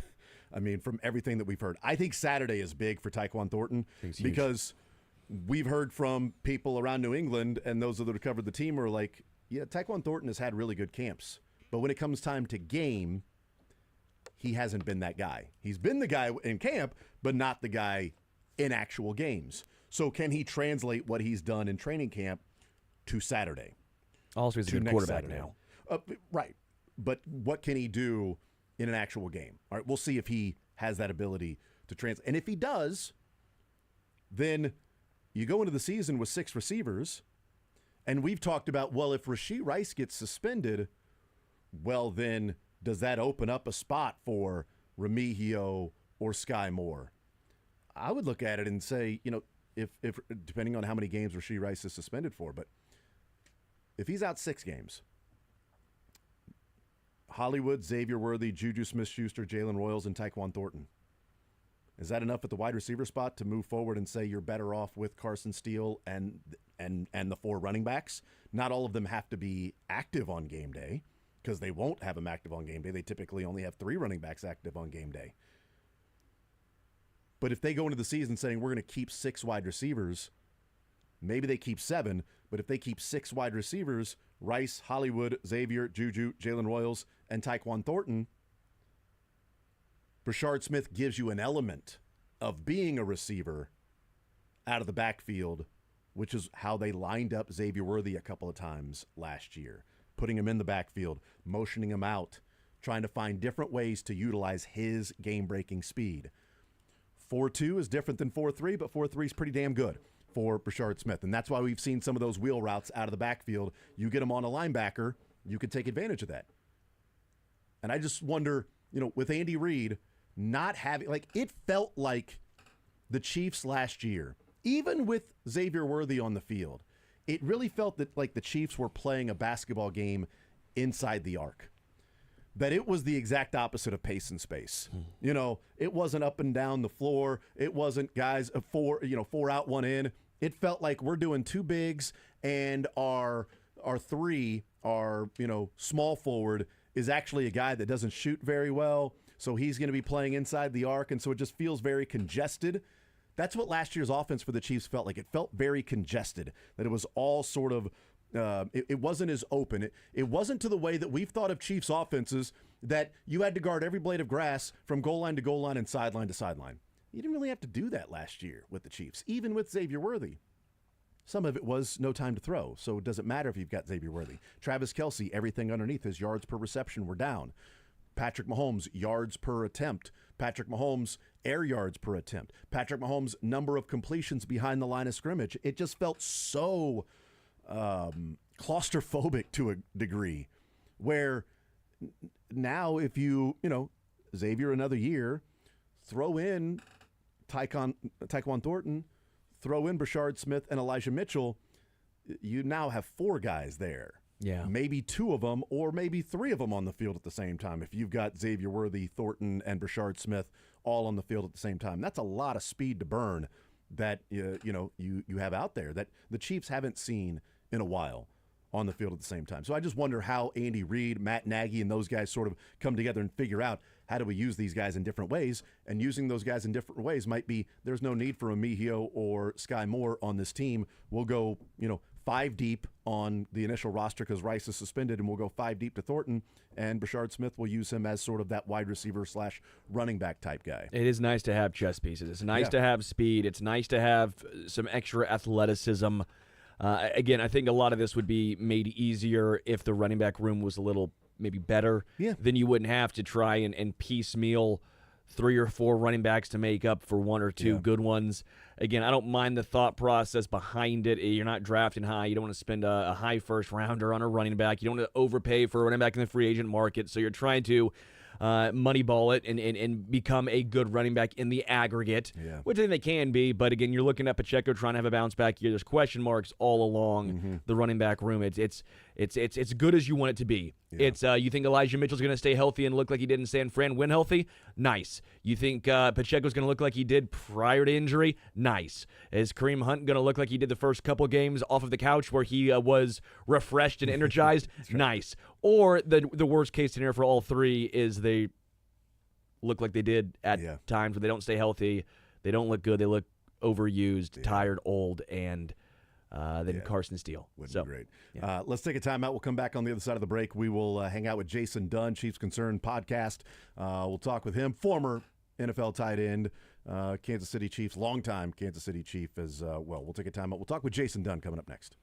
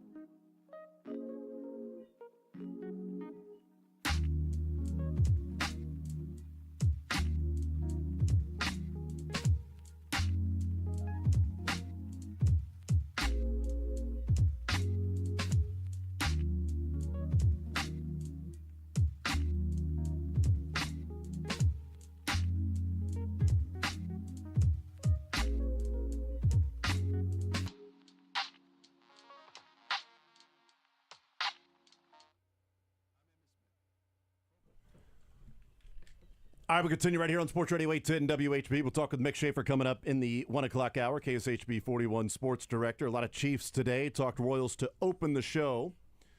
Chiefs training camp, padded practice today. Tomorrow, season ticket holders, no practice Friday or Sunday. They've got the Arizona Cardinals on Saturday. Joining us now is Jason Dunn, former Kansas City Chief and Eagle, from the Chiefs Concerns podcast, joining us here in the zone. Jason, what's up, man? How are you, sir? I'm doing well, man. How you doing? I am doing. Yeah, man, I'm doing just fine. I really appreciate you coming on the show. I've enjoyed watching you and the podcast, and you and Marcus, I think, do a great job. So, thank you. Yeah, I've been looking forward to having you on the show. And you were at camp last week or late last week, and so you know, one of the things I was thinking is, you know, you're talking about different guys that you see. Are you, when you go back to camp, and I know now that you're doing the analyst part of it as well, but when you go back to camp and you watch practice, are you ever able to sort of take off the former football player hat and just sort of enjoy watching guys practice? Or is it always, no, I'm analyzing this guy, what's his footwork, what's the technique look like over there? It's just who I am. I'm just going to be watching football. Well, I tell you what, it's hard not to just watch them, you know, practice and play without being pleased with what's going on. I think you had to take it all in, and that's what I did the past couple of days. I went out there Friday and Saturday, had a wonderful time to my grandson and my niece and my nephew out there, and they had a ball too. So I enjoyed watching them enjoying practice as well. So for me, you know, I'm a player. You know, I've been a coach, and so sometimes the analyzing guys, like you said, techniques and whatnot, is just part of who I am. But I have been, had a chance to really kind of enjoy the atmosphere somewhat. Yeah, which is good. The pictures were great and seemed like it was really cool for, you know, your grandson and nieces and nephews. One of the things that you were talking about, and I brought it up last week, is, and I've mentioned it a couple times, with Josh Simmons specifically, and obviously that's been a huge conversation that's been going on around town. And we hear about, boy, what a great athlete. Oh, you can see he's a good athlete, a really good athlete. And you know, watching football the way that I watch football, not having played it, not having played offensive line or understanding the roles of blocking, one of the best blocking tight ends in the game was you, Jason Dunn. And so you talked about Josh Simmons, and you were talking about how he was in his drop and, you know, meeting the defensive end. And you said, you know, how low his hips were to the ground. And honestly, Jason, that's the first time that anybody sort of explained it in a way that was like, no, this is why the athleticism is standing out, because the guy's 300-plus pounds, and he's not just quick to get back there to the spot to meet the defensive end and be off balance. Like, he's back there ready to anchor if need. Like, speed to power is so huge in the NFL now.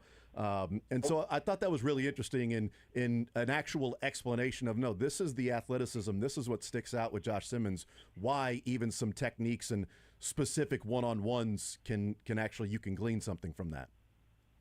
Yeah, and I think, you know, for a former player, I did a ton of pass blocking in my day with some of the greatest ever. Yeah. And just kind of watching Josh, and I played with Willie Roaf. You know, when I see, you know, Will Shields, John Tate, and those guys, I see a lot of similarities as far as, like, with Josh, what he has in him. And a lot of it is pretty much kind of his solid foundational, you know, footwork, and it's clean, it's precise, the way he's no racing movement. And I said it's kind of smooth like butter the way he's moving back. But I said, like, there's a pattern to how guys, when you block, goes and how it sounds. And I was like, it's like a pitter-patter, pop, pop, pop, pop, pop, pop.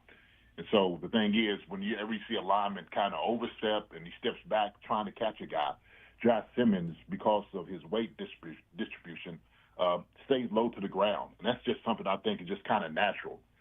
Coaches, once they get him, are probably looking at like, man, we got a gem right here with a guy that has this natural ability to just stay low as far with leverage. But, man, the way he engages also from that, like you were talking about, the power, is something that is incredible. You don't see that a lot out of most guys coming in the NFL, let alone guys that's been in for a long time. And so I think that's something that's very encouraging. I thought he was the best tackle in the draft, and I'm going to always stick with that. And what he's been able to do so far in camp, man, has shown that the Chiefs have probably got the biggest steal of the draft this year. Interesting. Jason Dunn is our guest. You mentioned some of the things that you see in him and being around some of the best. Do you see some Willie Roaf in besides Josh Simmons being able to walk between plays? I mean, I don't see Willie Roaf when Josh Simmons walks around. But is there some of that sort of athleticism that we saw Willie Roaf be able to do some of the things he did? Oh, yeah. Yeah, I think it's one thing about Willie. Willie was such a big guy. He took a lot of space. But his athleticism, and like I said before, his footwork was impeccable. And I've seen a lot of similarities in Josh and that. And so what you really don't have, I think it's almost like oxymoron because calling a tackle athletic, right? And those things just don't quite go together. But when you have rare guys like a Willie Roaf and a Josh Simmons, you do see those parallels. And so I think it's something that Josh Simmons has been touted about from when you hear Nagy talk about it, Jason Kelsey talk about it, offensive line coaches, they speak about how he engages and how fast his feet work. I tell you this. I said this when I watched his film. It looks like he stalks guys down in the secondary, which is hard for a tackle to do. Tackle usually don't want to go block in space, but Josh Simmons, it seems like he welcomes it. Interesting. Jason Dunn is our guest, Chief Concern Podcast, former Kansas City Chief.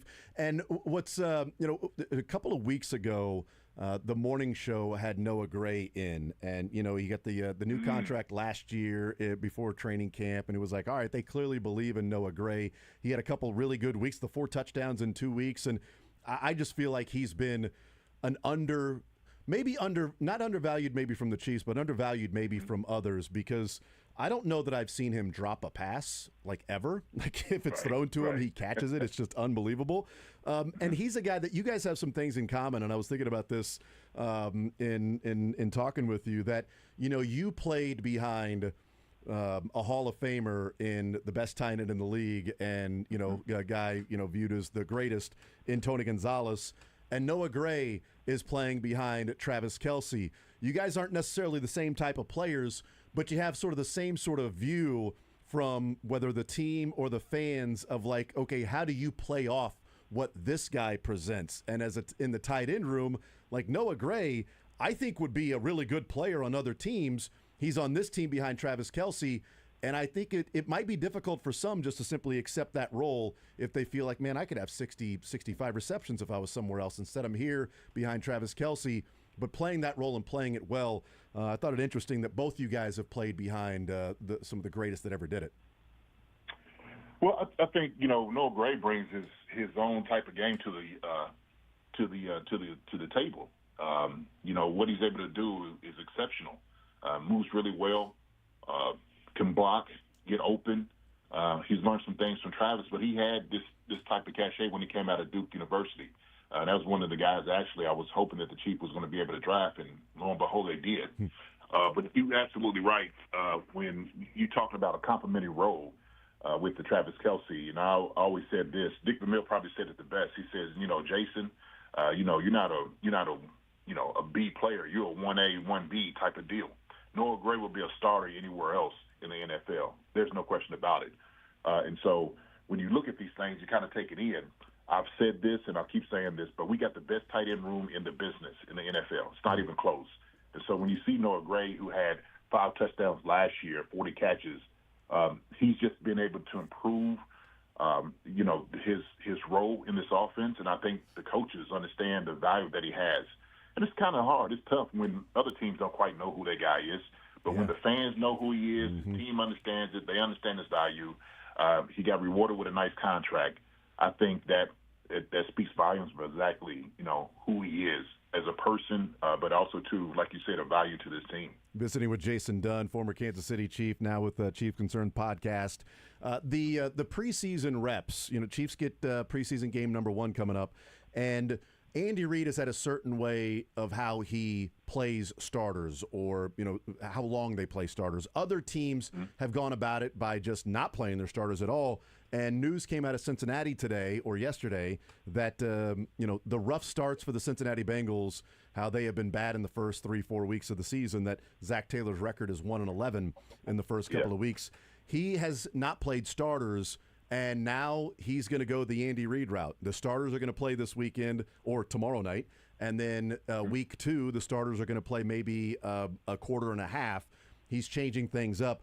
For you as a former player, what do you think of when you see guys that are like, all right, these guys are not going to play in the preseason at all. It's just going to be practices versus what Andy Reid's tactic has been in that the way we get ready for football is to play football. Absolutely. I think it's an antithesis is actually what you're trying to achieve.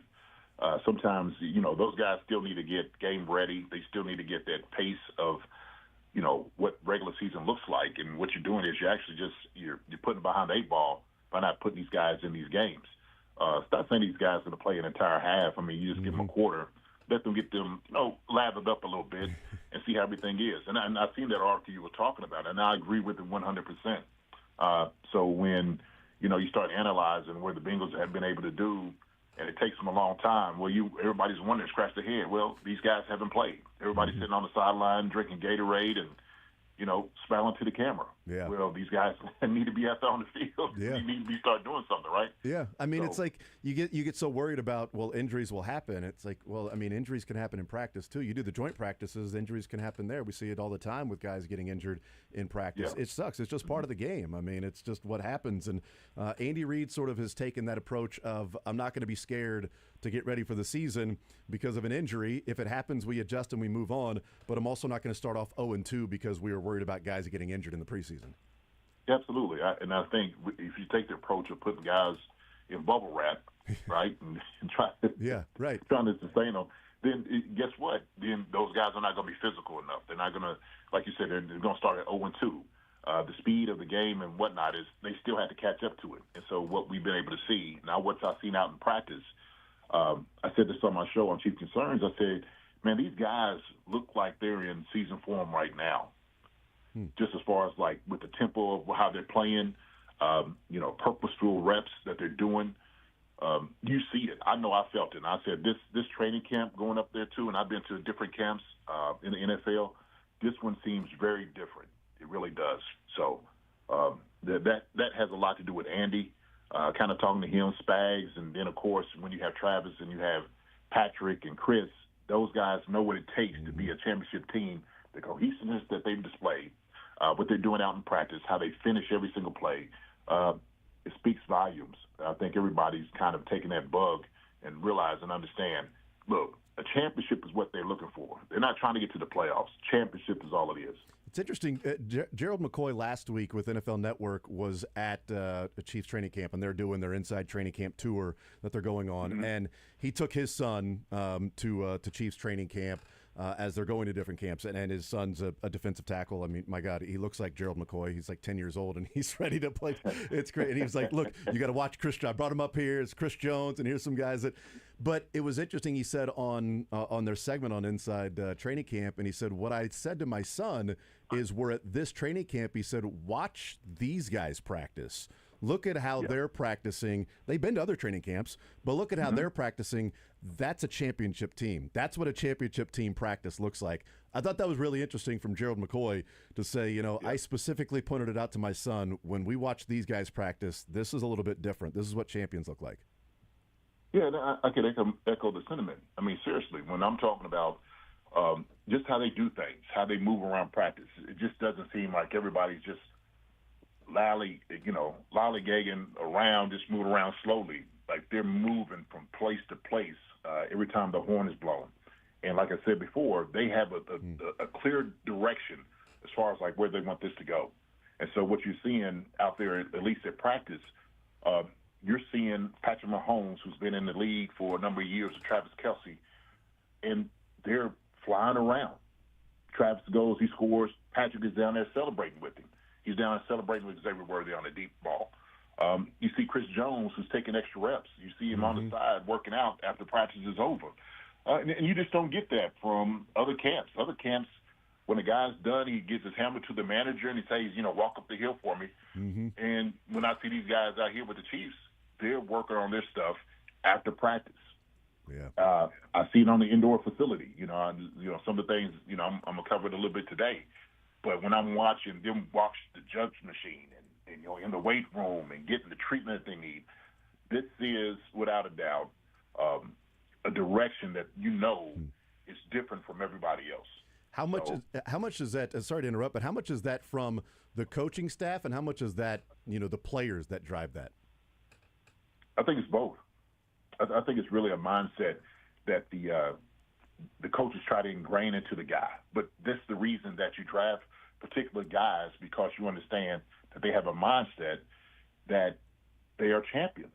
That's why you have, all the interviews that you do in, at the combine and, meet them at the Senior Bowl and bring them in to try to get to know a guy. Yeah. And all those things are vital to your success, because you want a guy that understands the process it takes to get to a championship team. And you want guys coming from championship programs. So I think Andy Reid does a great job of doing that as far as the vetting process. But also, too, you need to get the right guys here to understand exactly what it means for the championship mindset. Jason Dunn, Chiefs Concern podcast. Jason, thank you for joining us, man. I really appreciate it. Love the observations and the takeaway from what you're seeing there at camp, and enjoy the show. Thank you, Jason. I appreciate it. Thank you. Absolutely. There's Jason Dunn, former Kansas City Chief and Philadelphia Eagle for a few years. EKU, Eastern Kentucky in the house. There you go.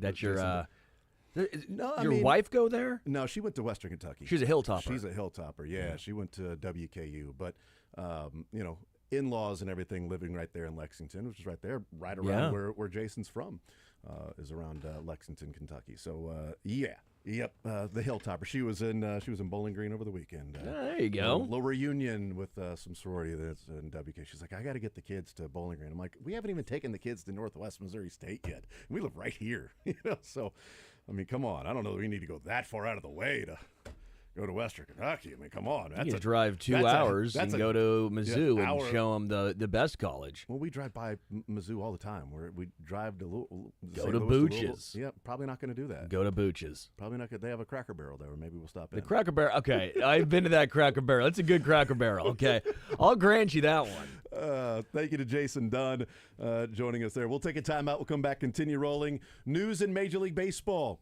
Youngster. Brand new contract, lots of millions, maybe 100. We'll talk about who got it, what it means, and how it relates to Bobby Witt next.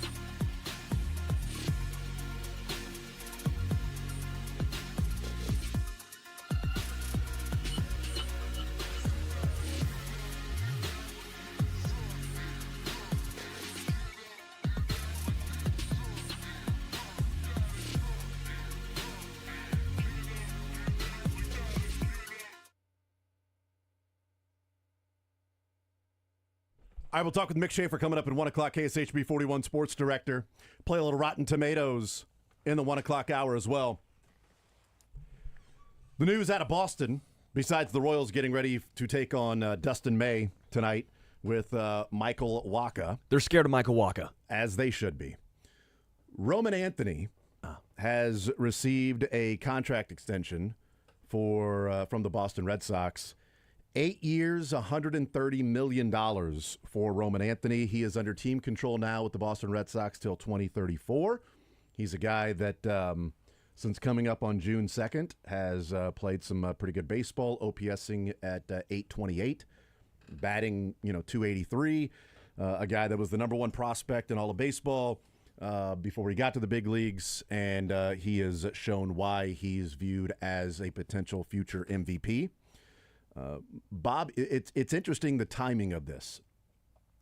Roman Anthony's played 46 games, and he's signing on for $130 million over 8 years. Bobby Witt Jr. was a guy who finished second in the MVP race. And luckily they, got the deal done when they got the deal done. But a guy that had played a couple of years with the Royals and signed his contract, 11 for $289, but it's a 7-year, $140 million contract. So 7 years, $140 for Bobby Witt versus 8 years, $130 million. What's significantly different, besides, $20 million per year for Bobby Witt over the 7 years and $16.25 million for Roman Anthony, is there aren't any escalators in Bobby Witt's contract.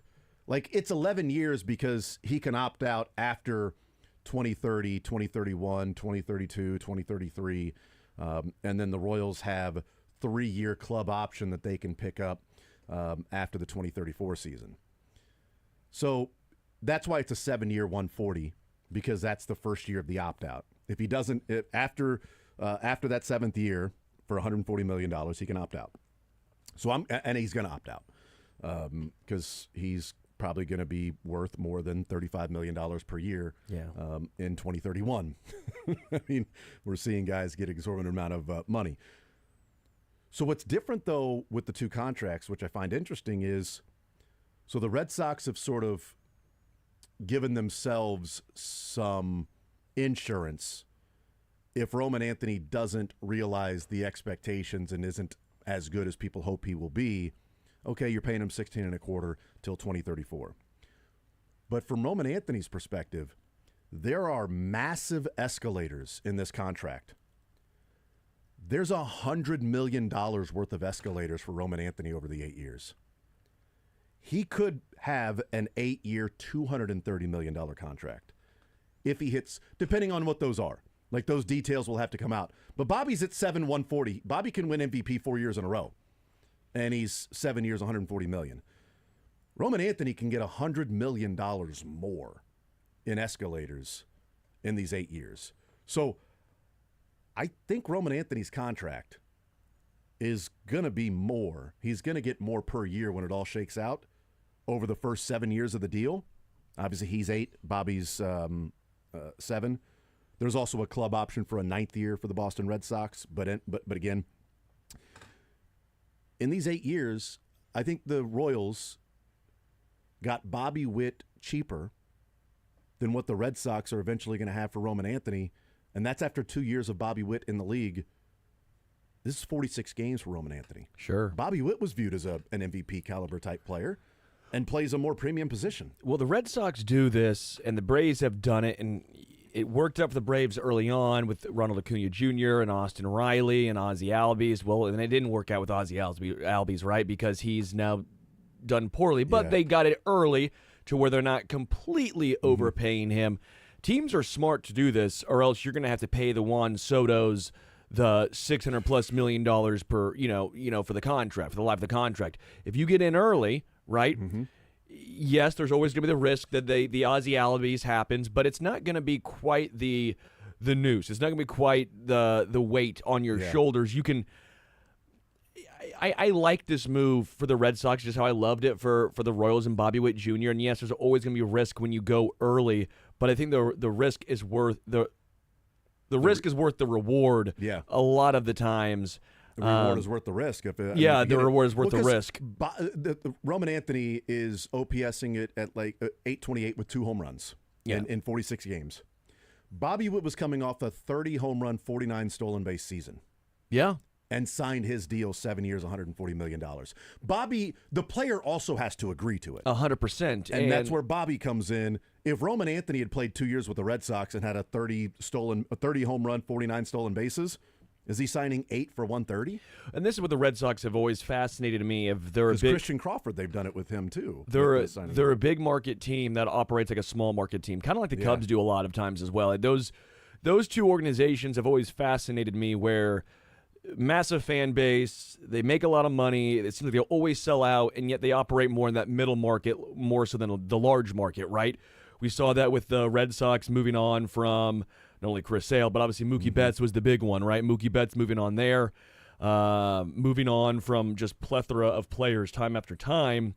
They moved on from Rafael Devers this year after signing him to that 10-year, $330 million contract, which I don't think was a horrible contract, quite frankly, for one of the top 10 best hitters, probably hitters only in baseball. Yet we know, fielding-wise, you saw he's going to have to move to DH probably sooner rather than later. But this is a smart move because they used that money that they were giving Devers. They've now used it on Roman Anthony as well as Christian Campbell. Yeah, Campbell. I said Crawford. Yeah, I was thinking Carl Crawford. I'm like, it's not Carl Crawford. Christian Campbell. It's Cutter Crawford and Christian Campbell. Gives them a chance to be in the Bregman, right? They're now in the Bregman. Mm-hmm. They had that market cornered. So they went out and got Crochet. So while I hated them moving on from Devers, you're starting to see that they had a plan in place, and they was almost to try and get younger. You took the money from Devers, and like you're talking, and now here's Roman Anthony's going to get 16 of that, where Devers was getting, what, 25, 26? 33 or something. 30 something. Yeah, 30. It was 10 years, 331, I think. A little too conservative on that, so 30-some-odd million. So half of the money you were paying Devers per year, you now have Roman Anthony, and you still have the other half of it to give to somebody else. Again, my point kind of is I still think the Red Sox could have found a way to make it work. You're the Boston Red Sox. You think you could pay and keep up there. They just don't operate like that. Yeah. But overall, it's why I'm applauding the Red Sox now. Might not work, but I like what they've done, and it's why I applauded the Royals when they went out and signed Bobby Witt Jr. early. Earlier is almost always better than later. Yeah, so Devers' contract... I am curious of what they were paying him just for a specific reason. It's 29. It made no sense. It must have had a bonus because I had just pulled up. Let me see if I can get it back up again. Because it was 11 year, 331. I thought it was 10 year. Right. So wait. No, it was a 10-year, $313 million contract. Yeah, I don't know what that thing was about. So there's probably a club option or something maybe on that makes it 11. I don't know. But 10 years, 313. So $31 million per year. They were paying him $31 million per year. And even if Roman Anthony hits every single escalator in his contract, he's going to make $29 million per year. Even if he hits every single escalator, which is probably, you've got to think MVPs in there, or maybe World Series MVP, or, a certain markers in performance or something like that. It's all-stars. It's 29. It's still less. In 2034, they'd be paying him less than what they would be paying Rafael Devers on a yearly contract of 31, as it averages out to. And by the way, there's deferred money for Rafael Devers. There is $7.5 million deferred annually from 2034 to 2043. Oh, good for him. Smart. So he'll have a Bobby Bonilla day. For 7 years after his $313 million contract is over. Just in case he spent it all. At 10 years. He'll have 10 nice years little of 75 mil coming your way. Over the next 10 years, he'll be making $7.5 million a year for the next 10 years. Good for him. Smart. It's good money if you can get it. Great agent, huh? But Roman Anthony's played 46 games. 8 years, $130 million. Bobby Witt Jr. was coming off a 30 home run, 49 stolen base, 830 OPS, one of the best shortstops in baseball. Defensively, 7 for 140. I'm still surprised that Bobby signed that. I'm still. We the more guys, this feels like Patrick Mahomes. Yes. The more quarterbacks that sign, we go, wow, what a deal for Patrick Mahomes. And now more of the younger players start to sign, and you go, wow, what a steal for the Royals to have Bobby with that contract. Because it wouldn't be 7 for $140 if they signed him this offseason. No. Finishing second in MVP. Mick Schaefer next.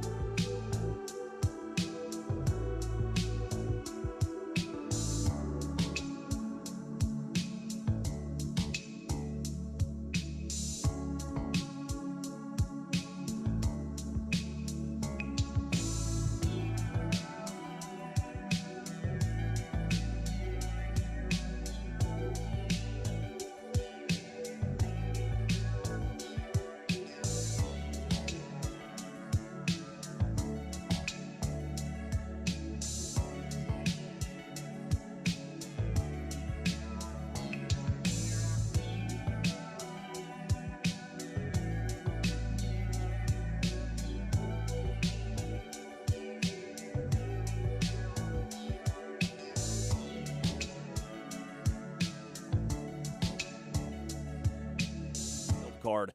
New York Yankees right now in that final wild card spot. The Royals will try to salvage a game in this series against Boston. They go with Michael Wacha on the mound, who's 5-9 with a 3.38 ERA. The Red Sox counter with Dustin May, 6-7 with a 4.85. This is Sports Center. Sports Radio 810 WHB.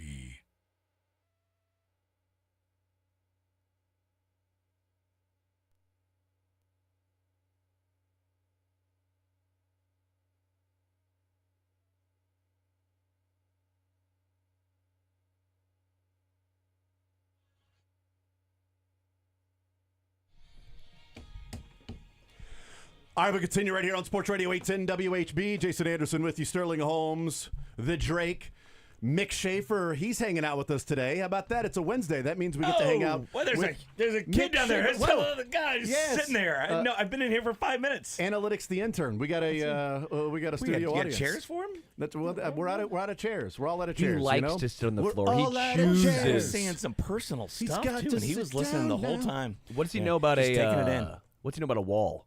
90 degrees. Come on now. Come on, interns. Not sure, but I know that Mick Schaefer is presented get by that Advent workout in. Health Sports Park at Blue Hawk. Experience world-class sports facilities, including an ice rink, turf field, and state-of-the-art courts, arcade games, laser tag, bowling, and sports simulators, and yes, a bar and grill. Advent Health Sports Park at Blue Hawk, where sports and entertainment collide.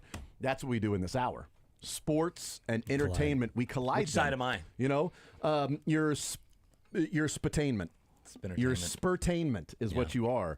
Sounds like it's bad for you, like aspartame. Yes, aspartainment is what we've called Mick Schaefer. It's You just fun. shorten it to the first syllable. It's fun, but it's also bad for you. Yeah, So, but you really enjoy it while you're going through it, and then you're like, man, why don't I have more of this? Because it's so enjoyable. And then Which you're is like, smelling salts. Oh. Yeah, yes. Did you see the story, George Kittle? Well, the story not of George Kittle, but the NFL is banning smelling salts. What are we doing? They are not allowing you to smell salts. They are still allowing bath salts, though. So that's a little different. You can sniff pepper still. Yeah, you can. You can sniff Smelling pepper. Yeah, you can be on bath salts out That's there. next, and though. play. The pepper's gone after this. Yeah, because then you're just going to be What are we walking doing? around You sneezing. can juice guys up with whatever, right? For pain, what were we talking earlier about? The vitamin T? Yeah, vitamin T. Get a little Toradol in there. Let's go out and play some football. Let's go. I don't feel anything in my body right now. This is great. Hey, I'm going to do some smelling salts here. Whoa, whoa, whoa. You're going to put that in you're going to put ammonia in your I'll body? do like a 5-hour energy or something like that. No. We're going to ban slapping your face at halftime because that's exactly what that is. I'm going to ban slapping. It's slapping a face in a Get tough can. with your cheeks. Yeah, Let's get tough. Come nope, on. No cold tubs. Nope, we can't have those endorphins rush to your. Nope, not at all. No cold It's tubs along whatsoever. those lines. No What are coffee we either. doing? No more coffee. I know the high school kids. They'll do it at halftime. The smelling The salts. smelling salts. I've Yeah. never done smelling salts before. Get ready. Are we doing it? Yes, we're gonna do it. I'm going to do it for Is the that first why time. all the interns are in here? Yeah, they want to watch guess. us. Are Hey, you going to maybe next month graduate to a chair? Is he at the next level that you're shooting for? Okay, nice. So Drake, make sure you have the dump button close by because Why? just sometimes when you take them, there's the audible that comes out Oh. the whew, but like sometimes it might be a So different you word. guys have done bath salts before, Golf. Sterling? Last month on a golf trip. Yeah, that's what I say. You do Some it in guy had 'em golf. out. What about smelling salts? Have you done those? No, that's too. Okay, yeah, 2 week. Yeah. No, so you guys have both. So you guys use smelling salts to play golf? No, Yeah. I've just done it on the golf course. Well, no, I don't think it Woo! Let me affected get this good or bad. drive in. no, it gets get you going, and Yeah? then you feel like Bryson DeChambeau on your tee shot. Like you really are like, okay, let's More go. like I'm Bry- amped. yeah. Bryson DeChambeau. I don't is know if what it you feel actually like. works because I feel like you just then are just so amped, and in golf you really need tempo. So you go from the Ernie Els swing to Jim Furyk. Well, after I you wish do I had Jim Furyk. well, after you do them and you have a club in your hand, that's assault with a deadly weapon. Yeah. Let that one sit out there for a little bit. That was nice. Thank you. He's just peppering everybody with these fun little jokes is what he's doing. All right, so you guys have done it, so you guys won't go first then. Or should you guys go first? Have No, you done I'll it do before? I'll do it. Yeah, he does it every morning.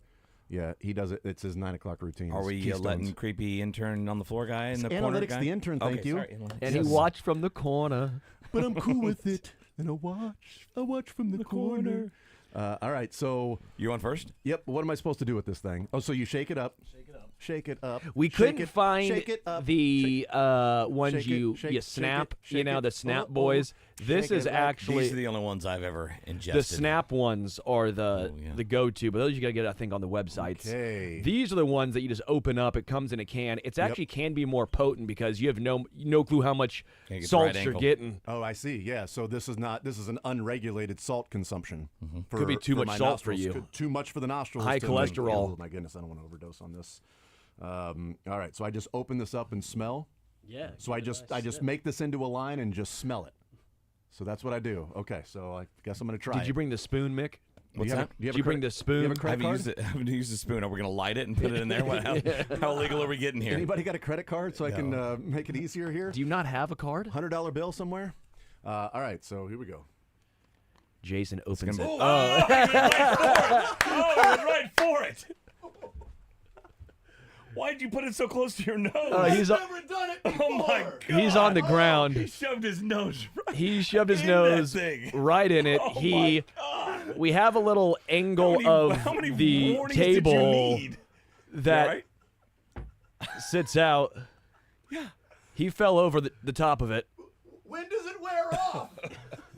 It should be gone by now, Jason. It's in my brain. Yeah. Oh my! He just dove right in. Yeah, he got in there. I've never done it before. Exactly. Well, you, Why? Well, why'd you go don't be first? so aggressive. Why did you want to go first? Man, you okay? Yeah. You're gonna go it's- 8 hours today now. Well, that's some people like that. I don't know. Oh man. Okay. Yeah, I mean, I told yeah. you to have the dump button ready because I told. I didn't say anything. No, I know, but audible noises. It's good. That's all you did? Yeah, That's all you did? That's all you're supposed to do. Dude, I just did 3 lines of Experience. smelling salts. You just got near it. Oh my yeah, goodness. he's got a. Oh man, I got the drippage going on now. Ooh, baby, you got it. It'll get you. Oh, baby girl. Like it knows where it's going. 2 claps and a Ric Flair. Woo! Woo! Oh man, that. Oh. God, now I know Wait. why they banned them. That, Are those you? things should not be are you allowed. like 19 or something? Yeah. Because this would be a saltine. Hi, we're all cracking up over here. Yeah. Anyway, go ahead. He should be like his nickname should be Veruca.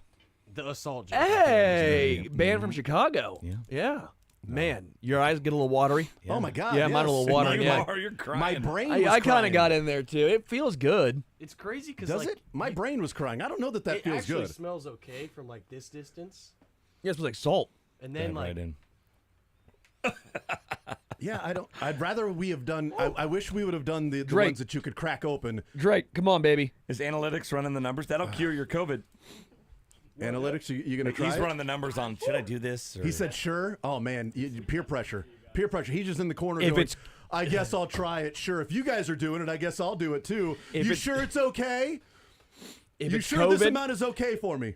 it's not Paxlovid. If it's COVID, smelling You salts. put your nose in there like it was a wine glass or something. I mean, you just dove right in. Well, there was a grape smell Yes. to it. Is it oaken barrel? Is that a 94? What notes did you get, Uh, Jason? What notes? A hint of apricot? Yeah, I should have got a note not to do it. That's somebody should have given me that note beforehand. Yeah, I didn't. I know how to. I see what they do with the cracking of the open of the smelling salts. But see, now those that they are open up the small bottles. ones. Like those are the Whose individual. Whose are those, by the way? Those are ours now. I picked them up Nice. Yeah. Well done. earlier today. from Yeah, a I don't store know if nearby. I don't know if it's doing what it's supposed to do for me because I think I may have OD'd on smelling salts here. Yeah, you hit the ground, but I don't know that was a bit. I think you. No, that, oh that my God, sent you like to the the floor. whole- Yeah. Yes, I smelled it, and it The actually way knocked he me hit back. his hip, Yes. his Yeah. hip and appendix on that corner of the table was alarming. As I smelled it, the smell actually pushed me back like a gust of wind. And then all I wanted to do was just lay in the fetal position until my brain stopped hurting because I think the salts went up to my brain. It was like a stabbing of my brain. Your eyes I've were been- like went back into your head. They rolled back. You're like the Undertaker there. Yeah, it was like a that's right. cartoon. Did you You're not right. just feel bad for analytics, so you wanted to hit the floor with them? No, that's fine. I just I want him to hit it. Yeah. You know, come on, just one time. Yeah. Just one. He said, "Yeah, let me have it." Wow, he's about to show everybody how it's done. Oh man. Go analytics, go. Yep, that'll do it. You're fine. Let me get another hit on that one. Another Woo! one? Yeah, let's go. Now I want more. No, I'm just okay. Yeah, I understand why they banned those things. That's terrible. Why would they allow football players to do that? Do we have any Toradol so I can relieve this pain? What you need. Anybody have any painkillers? I need some painkillers. But here now so I you can kind of want to hit someone, though, don't you? I want to punch you for The idea? Well, no, it was actually dummy me. It was my idea. I'm like, let's try it. I've never done it before. You're like, oh, I do it before I golf. Every time I get ready. Not for, every time, The back but- nine. I do it before the back nine just to wake up. Woo! Let's go. Would you ever need another bottle of those? I guess does the sting eventually go away? Yeah, it goes away. It doesn't last as long because It's like a driver, a bat, the pop goes away after like a year. So, Yeah. Well, it depends on how hard you're hitting the ball. I mean, how hard so- you're hitting the smelling salts. You That's right. You took Yeah, all the salts I out. think I took a lot of the Grand salts. Slam. Yeah, I mean that was a one-time. You know what that was? That was a shaved bat that had 2 swings in it. It was so hot, you had 2 swings. You better get a hold of it because that thing cracked on that second swing. That's how much I. Hey, he's got kids. We could try it with the kids. Absolutely. Is that kid friendly? It is. It's what it says. Smelling salts. Wake the F up. Kids. It's gonna.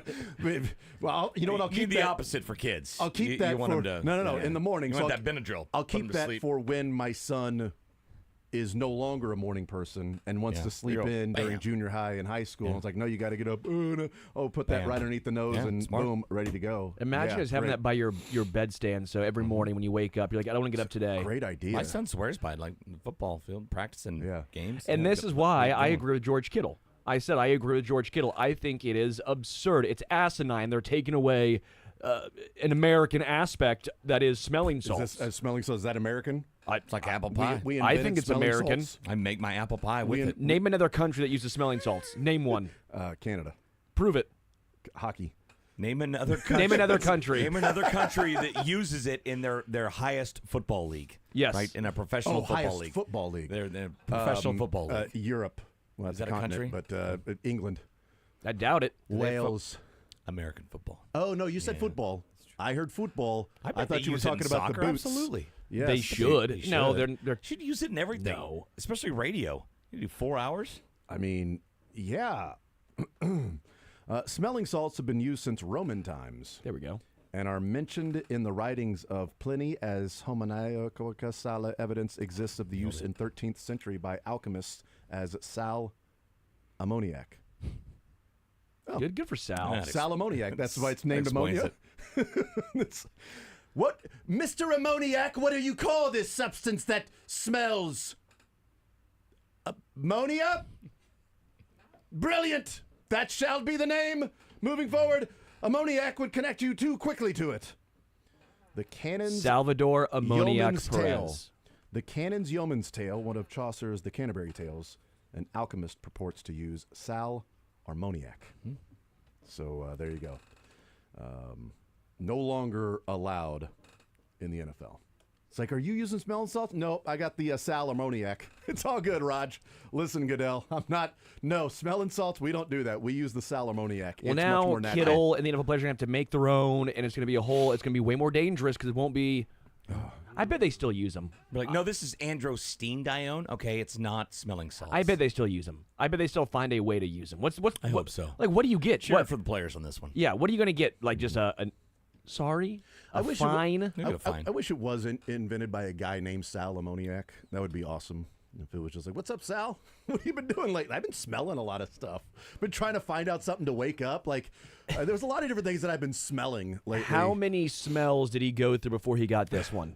It's named after the patron god of the Egyptian city of Thebes,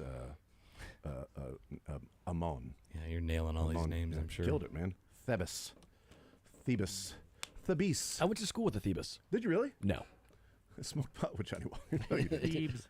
Thebes. That's what I said, right? Got it right. Thebes. Leaves. Got it right. Oh, All right, so there Lebo you go. created this? So there you go. That is now that is banned, and I understand why. I understand why that is banned in the NFL. Whoever gets last has to do another one. But honestly, in like, Rotten Tomatoes. Here's what's weird about or that. though. first. But here's what's weird about that. Whoever though, wants it. Is yeah. In all seriousness, though, with that, the NFL has completely come down and laxed their policy on THC, and the threshold of what is now a positive test has gone up and up and up to where it's not to where it was like any little bit, and then also the penalties for that. So they have completely come around on that. while at the same time saying you can no longer do this. Is that the next thing we need to do? Is whatever the limit is for the players, we have to try that on air and to see why it's banned? I mean, you guys can. I'm going to go ahead and abstain from that. Every week. We try on something a Wednesday, new. we bring in a new banned substance. A new banned substance. And we start with the interns. That's right. See their reaction, and then play it by ear. We're on to something. I We're like onto this. something here. Greenlight would love this. Yeah, this is There we listed. go. This is the third one listed. This is called cocaine. This is also a banned substance, but you guys will try it first. We'll see what happens. You know, let's, there we Banned substances in the NFL. go. Aspirin. How about that? Tide Pods. You guys have probably already tried them. Your generation. All right, so cocaine, synthetic marijuana, no Adderall, opioids. Adderall is amphetamines, includes Adderall. No ecstasy or Molly for the boys. Okay, no PCP. Dang it. That's it. Okay. Cool. Diuretics, stimulants. I haven't heard Tide Pods. Yeah. I don't see that. You might be able to take those. Yeah, Tide Pods That's are like where the it's at. testosterone. Yeah, well, those obviously. I feel like we're good there. Well, Well, Younger with Jason that couldn't. Hartman Jason couldn't I can't actually play in the NFL. That's the only reason I'm not in there. I'm not in the NFL because I would fail the drug Wow, test. there's a long list of things that are.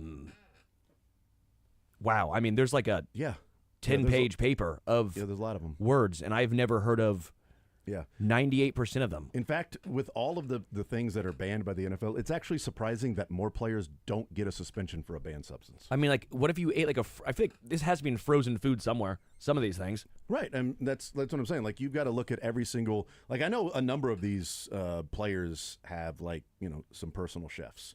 So you have to know everything that is allowed and not allowed that's going on. And who was the player? It was the tennis player, right? Yeah. Tennis player that got suspended for 3 months, and his doctor had treated one of his patients with a massage that used steroid cream, and then he went and worked the tennis match with him, and while working with him, what was still on his hand then soaked into that guy's body, and he was popped for using steroids. Reasonable explanation. In fact, the tennis people, which is what they're called, they believed him. They said, yes, we believe that this is what happened. You're still suspended for 3 months. Yeah, it was supposed to be like a year or two that they was going to get like a 2-year ban. So they made it 3 months. no Sudafed. One of my biggest pet peeves in sports is whenever guys get busted, people will always say, "You got to know what you're putting in your body. You got to know." I'm like, "No, I don't. I never know." Okay, I so grab anything at QT and we'll just eat it before I pay. A lot of times, I used to be on who looks on the back for all these things and knows what they are. One taquito. 3 actually. We learned 3. something about the smelling salt segment, and that is the fact. I looked up that actual list, and now I could understand how it actually would happen of a guy not taking PED. I mean, that was a 5-page list of names, and then they have the scientific name, and then they have the common name, and I've never heard of any of the common names outside of Ritalin, Adderall. It's insane. I think it'd be very, I don't want to say easy, but I think it's possible. What if you're taking I know, again, this is your job. You have people that help you up. If you're taking a protein powder, how much of the protein shake? In the line there, if you do protein powders, if you do the stimulants, the creatine, building muscle, all that stuff. McGuire only did andro, so that was fine. He did the androstenedione. That was fine. He never did steroids. Nothing else? Yeah, because we know all he did was andro because that's what he put in his locker. Yes. Right there, very publicly There's no other displayed. place to store stuff. Publicly displayed andro and creatine. Yes, my body and all of these pimples on my back. This is from creatine and andro only. Yes, look at how much I work out. These are the only things I use right here in my locker. No other place for me to put these except right behind where I am interviewed on camera. That's the only place that those can go. Does the brain burn wear off? After You the still snow have it going on? Yeah, does that ever wear off? Does the Oh, brain that's, burn? I mean, that sounds bad. Then that sounds like an Your issue. nose was like a couple centimeters into that bottle, man. Yeah, I know. It right? recommends, You should have seen somebody else do it. What does it first. recommend? It recommends 6 inches away from the Yes. nose, which 6 inches is a Well, lot. Well, then I'll just measure But- Sterling twice. Warzone next.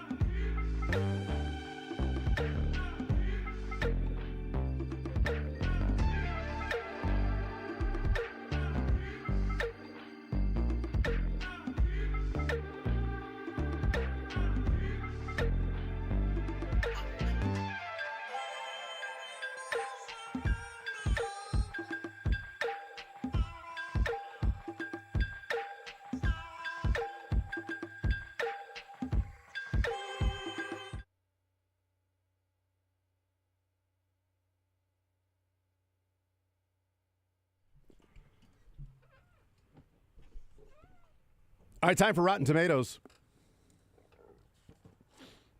It's the smell still reverberating in my brain. Woo! You like it?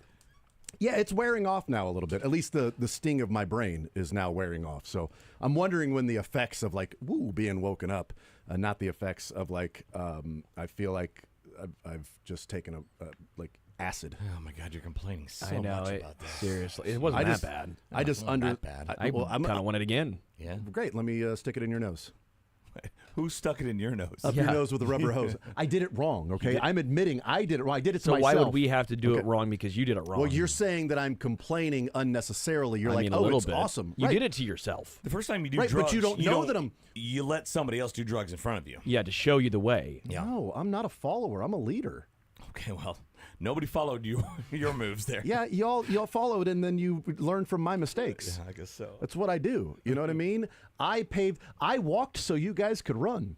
I fell on the ground. I think so you guys ran could stay. so we could walk. Yeah, I laid on the ground so you guys could also just stay Is that your seated. state right there? Vermont, New Hampshire. Oh, Yeah. There we go. Go New Hampshire. Go New Hampshire. Had a very dramatic game that just ended with the southeastern region, the championship game to get to the Little League World Series to go to Pennsylvania. It was South Carolina versus Florida, and Florida was up 5-3 in the bottom of the 6th inning with 2 outs and bases loaded, and the kid hit a 3-run double off the wall for a walk-off with 2 outs. And let me tell you, those Florida kids or South Carolina kids were crushed. I would be. I'm crushed just hearing that story. You know Absolutely. how the other We'll day say how long it took. you were talking about how like how small the field is with Yeah, the well, Little League? these You know regionals what's are not not get us small? started. Yeah. Is their strike zone. Oh yeah. It's Oh big my old- gosh! Well, I was it's all watching the different, other like- day. It is just like you get another 6 inches outside the zone. Oh Yeah, but they're also like pitching from 5 feet away. So, So shouldn't it be? Oh, they're They're playing. pitching from so close. They're playing shouldn't in it be- Bristol, you should- Connecticut. yes. Crazy that ESPN could get a truck out there. Yeah, it is weird. The regions then go to Pennsylvania. You got to win your region and then go to Pennsylvania. All right, so let's play some Rotten Tomatoes. Who wants to go first? Keystone, the intern, apparently is playing Rotten Could you Tomatoes guys today. pick out which one's Vermont, which one's New Hampshire on a map? You probably can. Yes. I So think I I prepped could. for no yeah. reason. Are you playing, Drake? Oh, he can play. Well, yeah. Yes, Drake's in. Drake's in. Sorry, Keystone. It's so close. Had we not stalled talking about your state, then we got it. You can you can guess, but you get no points, and may God have mercy on your soul. I understood that reference. Thank you very much. All right, you know what, Drake? Since you prepped, All right. we're gonna let you go first here. Vermont's shaped like a V. What? That's why. Since when? Yeah. Fenway is, being we're seeing a lot of Fenway. So Yeah. I picked a couple of films that are, Yeah. are featured that feature Fenway Park. So let's start with 2005's Fever Pitch. Fever Drew Pitch. Barrymore and Jimmy Fallon. I'm sure we've all seen it. Yes, I enjoyed the movie. What did you think? What did the critics think I was a of Yankees fan back then, so I Fever hate Pitch? it. They were actually, it was on the field when they came out because Like they in had an written the actual game, movie yes. like they were going to lose again. Crazy, yeah. And then the Red Sox pulled off the. They were down 3-0, right? Yeah, The that was when they ALCS. came back. Fever Pitch. The critics are going to be like, we'll give it a 68. That's how they did it. Oh, it's Jimmy Fallon, and which is going to drop it. But it's Drew Barrymore. We like her. I'm going to go 63. Okay. Let's get some encouragement here to see what we need. God, you got way too close. Oh, Not even as close oh, as I that's did, though. left nostril, 72. Yeah, see? All right. Mick was close to 66%. Oh, no. on Right in the middle. thermometer. Got it. What did right I in the say, middle. 63? Yeah. Yeah, look at that. Oh, so stupid. Let me down. Smellensalt's let me down. I should have gone just 3 lower than you. So Mick's got a point on that one. All right, so the fans? Yeah, what do they think? Man, there could be Yankees fans that come in and just mess up the whole voting here. I'm going to say the fans go with 55. Sterling? 72. You didn't even get as close as I did. Mick? I'm going to see how the middle does it for me again. I'm going to go 63. 60%. Let's go. 55, 63, again. 5-3. Oh, my God. Mick in the middle. Mackham in the middle. Yes. The critics like that more than the fans, Yeah. which surprises me. All right. Well, sorry, Keystone. We didn't have you guess that time. My bad. He's going to go 66 I'll and go 63. 63. Mick, what's your first movie? So we were talking about Nick Cage on Monday. I studied every Nick Cage movie No, last you night. didn't, I did because not. you'd still be doing it. I know. You realize how many movies that guy's been in? So many. Every one. So many. Every of the one. movies. And so one of the first times I ever remember seeing him was a great 1980s movie called Valley Girl. Remember anybody see that? Whoa, Valley I don't Girl? know that I've ever seen Valley Girl. Lovely teen. Did he have a Valley Girl accent in it, or No, he was not from the Valley. He was the punk, like from Alley? the hills or whatever. I don't know the geography there, but yeah, he was edgy punk that rode a motorcycle. Was he already Nick Cage at that point, or was he still using his real name? I think he was like the first movie is Nick Cage because he's What's his real name? He's he's related to the director Nicolas Cage? and the lady in Coppola, Rocky. Francis Ford. Coppola. Yeah, Coppola, that's a Coppola. What's his real name? Nick Coppola. Nick Coppola. Where did Cage come from? Luke Cage, Power Man, the Change comic their book. names all the time to be in movies. He's a big Never comic mind. book fan. Okay. So Valley Girl released in April of 1983. Jason. Okay. Drake, you seen Valley Girl? I feel like you've seen A Valley long Girl, time yeah. ago. That was a VHS basement viewing. definitely was. In like 1988. Yeah. Met Sally in the alley from the valley. I'm going to say it's like 42%. 62%. 73. 83% Oh my the gosh. critics went with it. Wow. How I'm about that? shocked by that. Yeah, I figured one of the early Nick Cage movies would be bad. All right, so you've got the. Oh wait, we didn't have Keystone. Do it again. Sterling, what would you think? Just carry it through the. So you said 82%. 83. Oh, here we go. It was 83 for the critics. Now popcorn. Run it back, 83%. Whoa. Wow. Wrong, but It's a bold. cult classic. I'm gonna go 89. I'm going to go 80.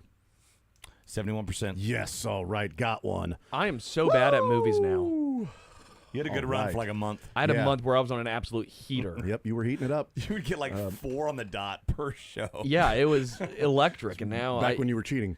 No, it was pre-smelling salts. This is what happens with your brain on drugs, on salt. This is an egg. This is your brain on drugs. Any questions? Anybody remember that? All right. These kids don't. Did you guys take DARE? Keystone Analytics, the intern. Did you guys pass DARE in elementary Don't school? do drugs. Yeah, drug Yeah, yeah. abuse resistance education. DARE. DARE to keep a kid off drugs. DARE. I know what it is, Okay. but I don't know like They also- he's on drugs. They also had Yeah. Double Dog Dare Yeah, too. no, they which was the dared next me to do evolution. it. They dared me to do the exact opposite, and I do not back up from a triple dog double dare.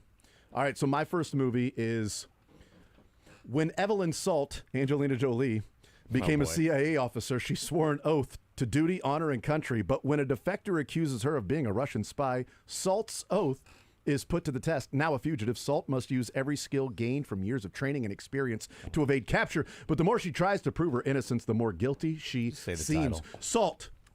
So I was going to do this, and then I'm glad I didn't. I didn't look it up.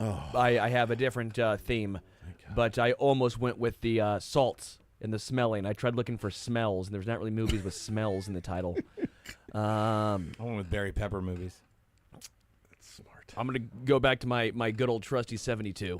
72 for you. Drake? I've seen this movie on TV like twice. It was not good. I'm going to go 59. 59? All right, I feel bad for Keystone. You want to guess for me? Let's go. You want to work together? Yeah, well, I do. Yeah, it's best if you go into the microphone there. Yeah, I'm just thinking like, do we need to game plan? I've got such a big lead. Oh, I'll go 51. What did you say, Drake? 59, 59. What would you have said, Mick? Tell me first. No, 51 is is what your guess is. Yeah, 51. But what would you have gone with? I really wasn't paying He attention. went 59. What would you have gone with? 56. Okay, it was 62. So Drake got it. I thought I should have you'd gone the other way. the Yeah, middle. yeah. You would have met it right I in the should have middle, done and the you'd have gone middle. 3. Yeah. So Drake gets the point there with it being 62. Drake, we start with you. What did the fan? Yes, popcorn. What do the fans think of Salt? 65. Keystone. 68. 62. 59. Sterling. I tried to take the method. You got a You're point. fired. You're done. You're on fired. the board. So I had them backwards. Didn't I have? Because I said 59 for the Yes. tomato. So I had them backwards. Yes, 59. Yep, that's right. There was Sounds 62. like someone looked and tried to 62 steal and the 59. answers, but forgot. Yeah. 62 and 59. All right, Sterling, your first movie. So I love Eddie Murphy, so I'm doing Eddie Murphy movies. It's great. Okay. Great. The Nutty Professor. Oh God, you could have done so many. I better mean, than that. right? Eddie Murphy movies. What are we doing? Delirious. Beverly Hills Cop. Right? Something. No. We're doing. The Nutty Professor. Brilliant and obese scientist Sherman Klump invents a miraculous weight loss solution. Hercules. Hercules. Drake, what did the critics think of The Nutty Professor? 52, 5-2. I'm gonna go 45. I'm going to go 62. 64. Oh, wow. man, that was They love liked it. They The loved Nutty it. Professor. Yeah, They liked the right. brilliant and obese scientist Sherman Klump. That's right. Hercules. Mick, what did the fans think? So 65, you said? 64. Could be a cult classic. Could not be. Could not be. Could go either way. I think it's going to be in that range. So I'm going to go 68. Did well earlier. 68. 71. I think I remember this being a big box office hit. I'll say 75. Would you guess?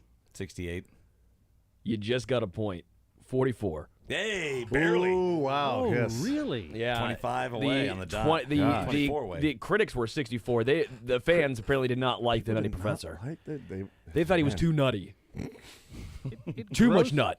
Too much nut. Didn't it gross over 100 million? That was Speaking of gross. Yes. Sterling. What? All right, so Drake's second Too movie. nutty is. Drake's second movie. Drake, what do you got?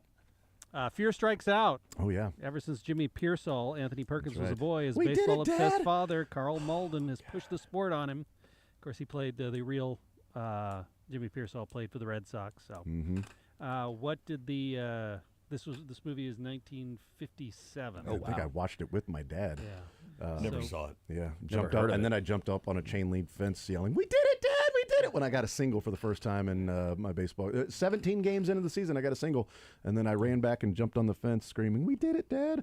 Anyway, go ahead, Mick. You hit nothing but homers before that. You're like Caglione. Yeah, finally, Finally got a single. Finally, Dad, I got to touch the base Like and Carter stay there. Jensen in AAA. I think it took him like 2 weeks to get a single, but it was still hitting like Nothing 280. but homers. It's like Yastrzemski right now. He's got a hit. I'll go So 71%. I'm going to go 81. What was the name of the movie? Fear Strikes Fear Out? Strikes Out. Old movies. 84. 83. So Sterling. Oh, nice. You took This is that my from- wheelhouse. You took that from me. If I No, wouldn't have my gone wheelhouse 81 is old movies I've never No, seen. We exactly. know this. If he hasn't seen a movie, he's If gonna, I wouldn't he's have gone gonna nail it. 81, you wouldn't have thought 80. If I would have gone like 20, you'd have No, been like, old oh, movies. 42. No, man, I'm on board. I'm going to say with the fans, I'm going to go 86.5. Dang, I wanted 88. I will go 89. Oh, God, 83. 77. Come on. Wow. That was a layup. All right, so starting with Mick's second movie, the score is 4-2 to 2-2. Another Nick Cage. This is a 1980s classic released in March of 1987. An ex-con and an ex-cop meet, marry, and long for a child of their own. Yeah. Raising Arizona. Seen that one, Sterling? Todd Lebo's Never heard favorite of it. film. Is it really? Oh, yeah. You a big Raising What? Arizona fan? You've never heard of Raising Arizona? You've never heard of it. Raising Arizona, no. You've never even heard of Is Arizona the person, a plant, it. a Both. a- person. A pet? It's both. Yep. All right, I'm going to go. The critics thought it was 77. High. This is his name. High. Is he high? H.I. McDonough. It's H.I. great cast. I mean, McDonough. it's John Goodman. It's Okay, Holly Hunter. 82%. I don't even remember what I said. Said 77. 77, okay. Boy, I think this is either going to be surprisingly high or surprisingly low, but I'll go 85. 91. Nice job, Wow. Drake. Well done. That was surprisingly high. I'm glad. It's a classic. Yeah. Then I'm going to go 88. Randall Tex Cobb. It is a you know what? classic. Sterling, you lead us off. My Yes. bad. My bad, Ask Sterling. anybody. And 90, don't mention you haven't seen it or haven't heard of it. 92%. 92 percenters. 90. You got to go 89. Oh. 3. You got to go 3 from the guess. Oh, I do? Yeah. I'll go 89. Yeah. Ooh. Which way do I go, George? 86. 85. Wow. Critics have been on a heater, apparently. Yeah. They've been really liking these movies. The score like is now the Nutty Professor. 4-3 to 3-2. My second movie is a profound true story of husband and wife. Raynor and Moth win 630-mile trek along the beautiful but rugged Cornish, Devon, and Dorset coastline. After being forcibly removed from their home, they make the desperate decision to walk in the hope that in nature they will find solace and sense of acceptance. With depleted resources, only a tent and some essentials between them. Every step along the path is a treatment to their growing strength, testament to their growing strength and determination. The Salt Path is a journey that is exhilarating, challenging, and liberating in equal measure. A portrayal of home, how it can be lost and rediscovered in the most unexpected ways. The Salt Path, what did the critics think of The Salt Path? Can you tell me the studio that I was going to produced say, was the description longer than the movie? Yeah, it might have been. I don't know. That did hurt. The book was better. 47. I have no idea. 47. Lip Sync Productions, a BBC film. Oh, it sounds big time. What did you say, Sterling? 47%. 47%? This sounds like an art film, and only art film critics review art films. So I'm going to say 80. I'm going to go crazy. I like this. I don't know if it's right, but I like that logic there. You're up, Keystone. 55. 84. Wow. Right, you were 80. Drake knew. That's pretty for good. Drake. This sounds Nice like an job, art film. dude. I love as soon as he Drake. started saying that, I'm like, oh, he's going to be. When you said 80, I'm like, say 84. Say 84. It would have been so great. That's incredible. Also, Mick, you'd have got the point if he'd have gone 3 more than Drake and gone 83. He just went the wrong way God, again. he's killing me. I brought him back. You killing know, you, I man. thought he'd learned his lessons. Well, it was too far away. Smell some I was salt. just going to take a middle. Smell some salt. It'll help you. It'll help you. I would have recommended not going over 80. Drake, you start us off with this one. By the way, this has 100+ ratings, so it's not like 2 or 3 ratings. So a number of people have rated this film in the fans. Drake, you start us off. What's the popcorn meter for The Salt Path?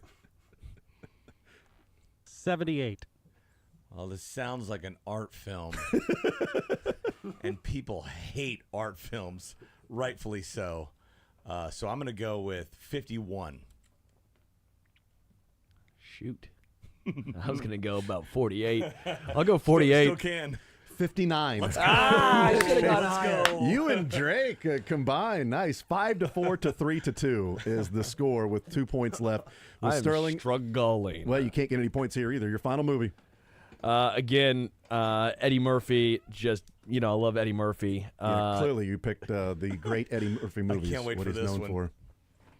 Meet the Clumps or whatever it is. Nutty Professor 2. Mild-mannered Norbit has always, Norbit. At least it wasn't Pluto Nash. I mean, right? has always had it rough. Since he was abandoned at a Chinese restaurant. Norbit. Drake. Norbit. Drake. Norbit. I just love Eddie Murphy. 48. Mick. Well, I mean, I was about to say, have you heard of 48 Hours? That's, real Eddie Murphy movies. What was it? Guess 48? He went 48. Stupid. I'll go 58. Oh, I'll go 45. No one gets a point. 9. Dang it! I was gonna go 20 until he went above 48, and I'm like, oh well, I'll just go 45. I got a lot of breathing room here. But was it a cult classic? Did you say 9 as in single digits? Yeah. 9. I'm Nine shocked by that, actually. times. 9 times. Why was he always the large folk? Remember Norbit, and then also the Nutty Professor. Once his kids got older, he decided he wasn't going to work Blue anymore. He wasn't going to do those Beverly Hills Cop type movies. He wanted more family movies, and so he did that. Good for him. All right, what did the fans think of Norbit? It was 9. It's going to be higher. Sounds like an art. That sounds like an art film. I'll go 55. I'm gonna go 12. 26. Let's go. Fans had to What? like it more. 53. Yeah, they had to Whoa, like it nice more than job. Yeah. Final Cult classic score, Norbit. tallying the final score, 6-4 to go. 3-2. Mick Tell your won people in New Hampshire about that. with Keystone getting 0 points for him. Mick got all 6 points. It's crazy. I so, forfeited like 3 points. Yeah, I you gave could 3 have, like, points away 9, by yeah. letting Keystone do it for you. 6-4. I was going to do the bit where we're like, oh, Keystone, sorry, forgot to let you guess that time. But then you ruined it. That's fine. I did. Mick wins. I would have been concerned with how I would have performed. A tear was slowly rolling down his cheek over here on the left I wanted to side. see. I wanted to see how many. smelling salts. Yeah, that was happening to Jason too. I so. also have tears rolling down my cheeks. We'll take a timeout, come back, wrap up the show next.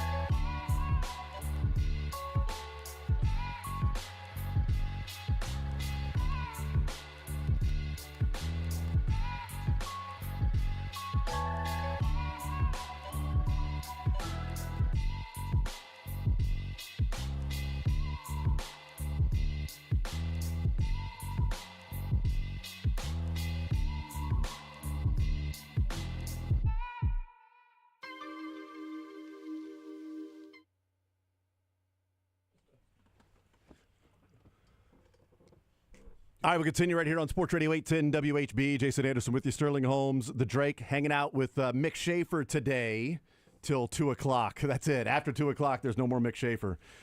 At least today on Sports Radio 810. Where do I go? What happens? We put you in a closet here, and we just you ain't got to go home, but you can't stay here. I mean, I'm like Severance. I just I leave come the back to building life. and then I'm back in. I don't remember what happens No idea in what between. happened. This is your innie. I think I'm the innie. Your innie. Mick Schaefer. I think I would do Severance. Innie the zone. Man, I think I would too. Like I get to. If I hang could out. have what do you mean reversed. you do Severance? Well, it's Have you something seen else the TV you show? haven't seen. You should start on season 3. No, you shouldn't. Well, I like season 3 of Entourage, and I'm on 4, I think. Oh God. Yeah. Yeah, see, he started on season 4 of Entourage. Maybe if you start on season 1, you know how to say it. It's Entourage. Entourage. No, I want to like, keep saying Entourage. It's like ornery. No, it's No, not. it's not. No, it's no. actually Yeah, pronounced it's entourage. But like There's how a you T. say ornery and we say ornery, I'm not pronouncing the entourage. It's entourage. It's just like Yet you go, thanks. it's like Louisville. Thank you. It's like Louisville. I'm Why not is it saying like Louisville? Louisville. I'm saying Louisville. Like it's just What just Versailles? easier to say. What about Versailles? Well, it depends if I'm talking about the one in which spot. If I'm talking about the one in Kentucky, I'm saying Versailles because that's how it's pronounced there. If I say it in over the seas, So there's different ways of pronouncing Versailles. certain things? Over the Yeah. seas. Yes. Anyway, Mick Schaefer is Over the brought to seas us and by far, far away. Advent Health Sports Park at Blue Hawk that understands that if you want to take your entourage to a cool place, Advent Health Sports Park. I at take Blue my Hawk. entourage there. No, you don't. God, I die inside a little bit every time he says it. It's a great Do you program. enter a building or do you enter a building? Enter. Say it again. Enter. You don't. Enter. Do you say it like that? Hey, honey, let's go and enter this building. Like Rory McIlroy with every once in a while his Northern Irish Do you have a accent breaking out. splinter or a splinter? Splinter. Entourage. Sprinter van. He washes his clothes. I wash them. No, there's no R in there. I'm not adding letters. I'm actually taking letters away. I'm smushing them together to make it more viably quick. Yeah. How do you say oil? You're You not say taking. You're not taking a syllable It's away. all. I'm taking all. All. It's tar and all. If you're talking about NASCAR, they're getting 4 tars, and they got to go with that Sunoco oil. Thank you, Larry McReynolds. You're welcome. 4 tars and fuel with that Sunoco oil. Roman Anthony got 8 years, $130 million extension after 46 games in the big leagues. The Bobby Witt contract, Mick, is going to grow like the Patrick Mahomes contract. Yeah. Each player after Bobby's contract, 7 years, 140, because he's going to opt out. Biggest steal in baseball. Yeah. 2 years in the league, had a 30 home run, 49 stolen base season, signed 7 years, 140. Roman Anthony, 46 games, 8 years, $130 million. Like the first year with that contract, he was second in the MVP Second voting, MVP right? voting last It year. was the opposite of the contract year. He Yeah. did the first year when he got the money, he played his best. Yes. What a great concept. And the escalators for Roman Anthony over the 8 years are $100 million, so he could actually be 8 years, $230 million contract for Roman Anthony. I if just he hope gets his the team loses today. Me too. Let's hope Roman Anthony has Fall a of Rome.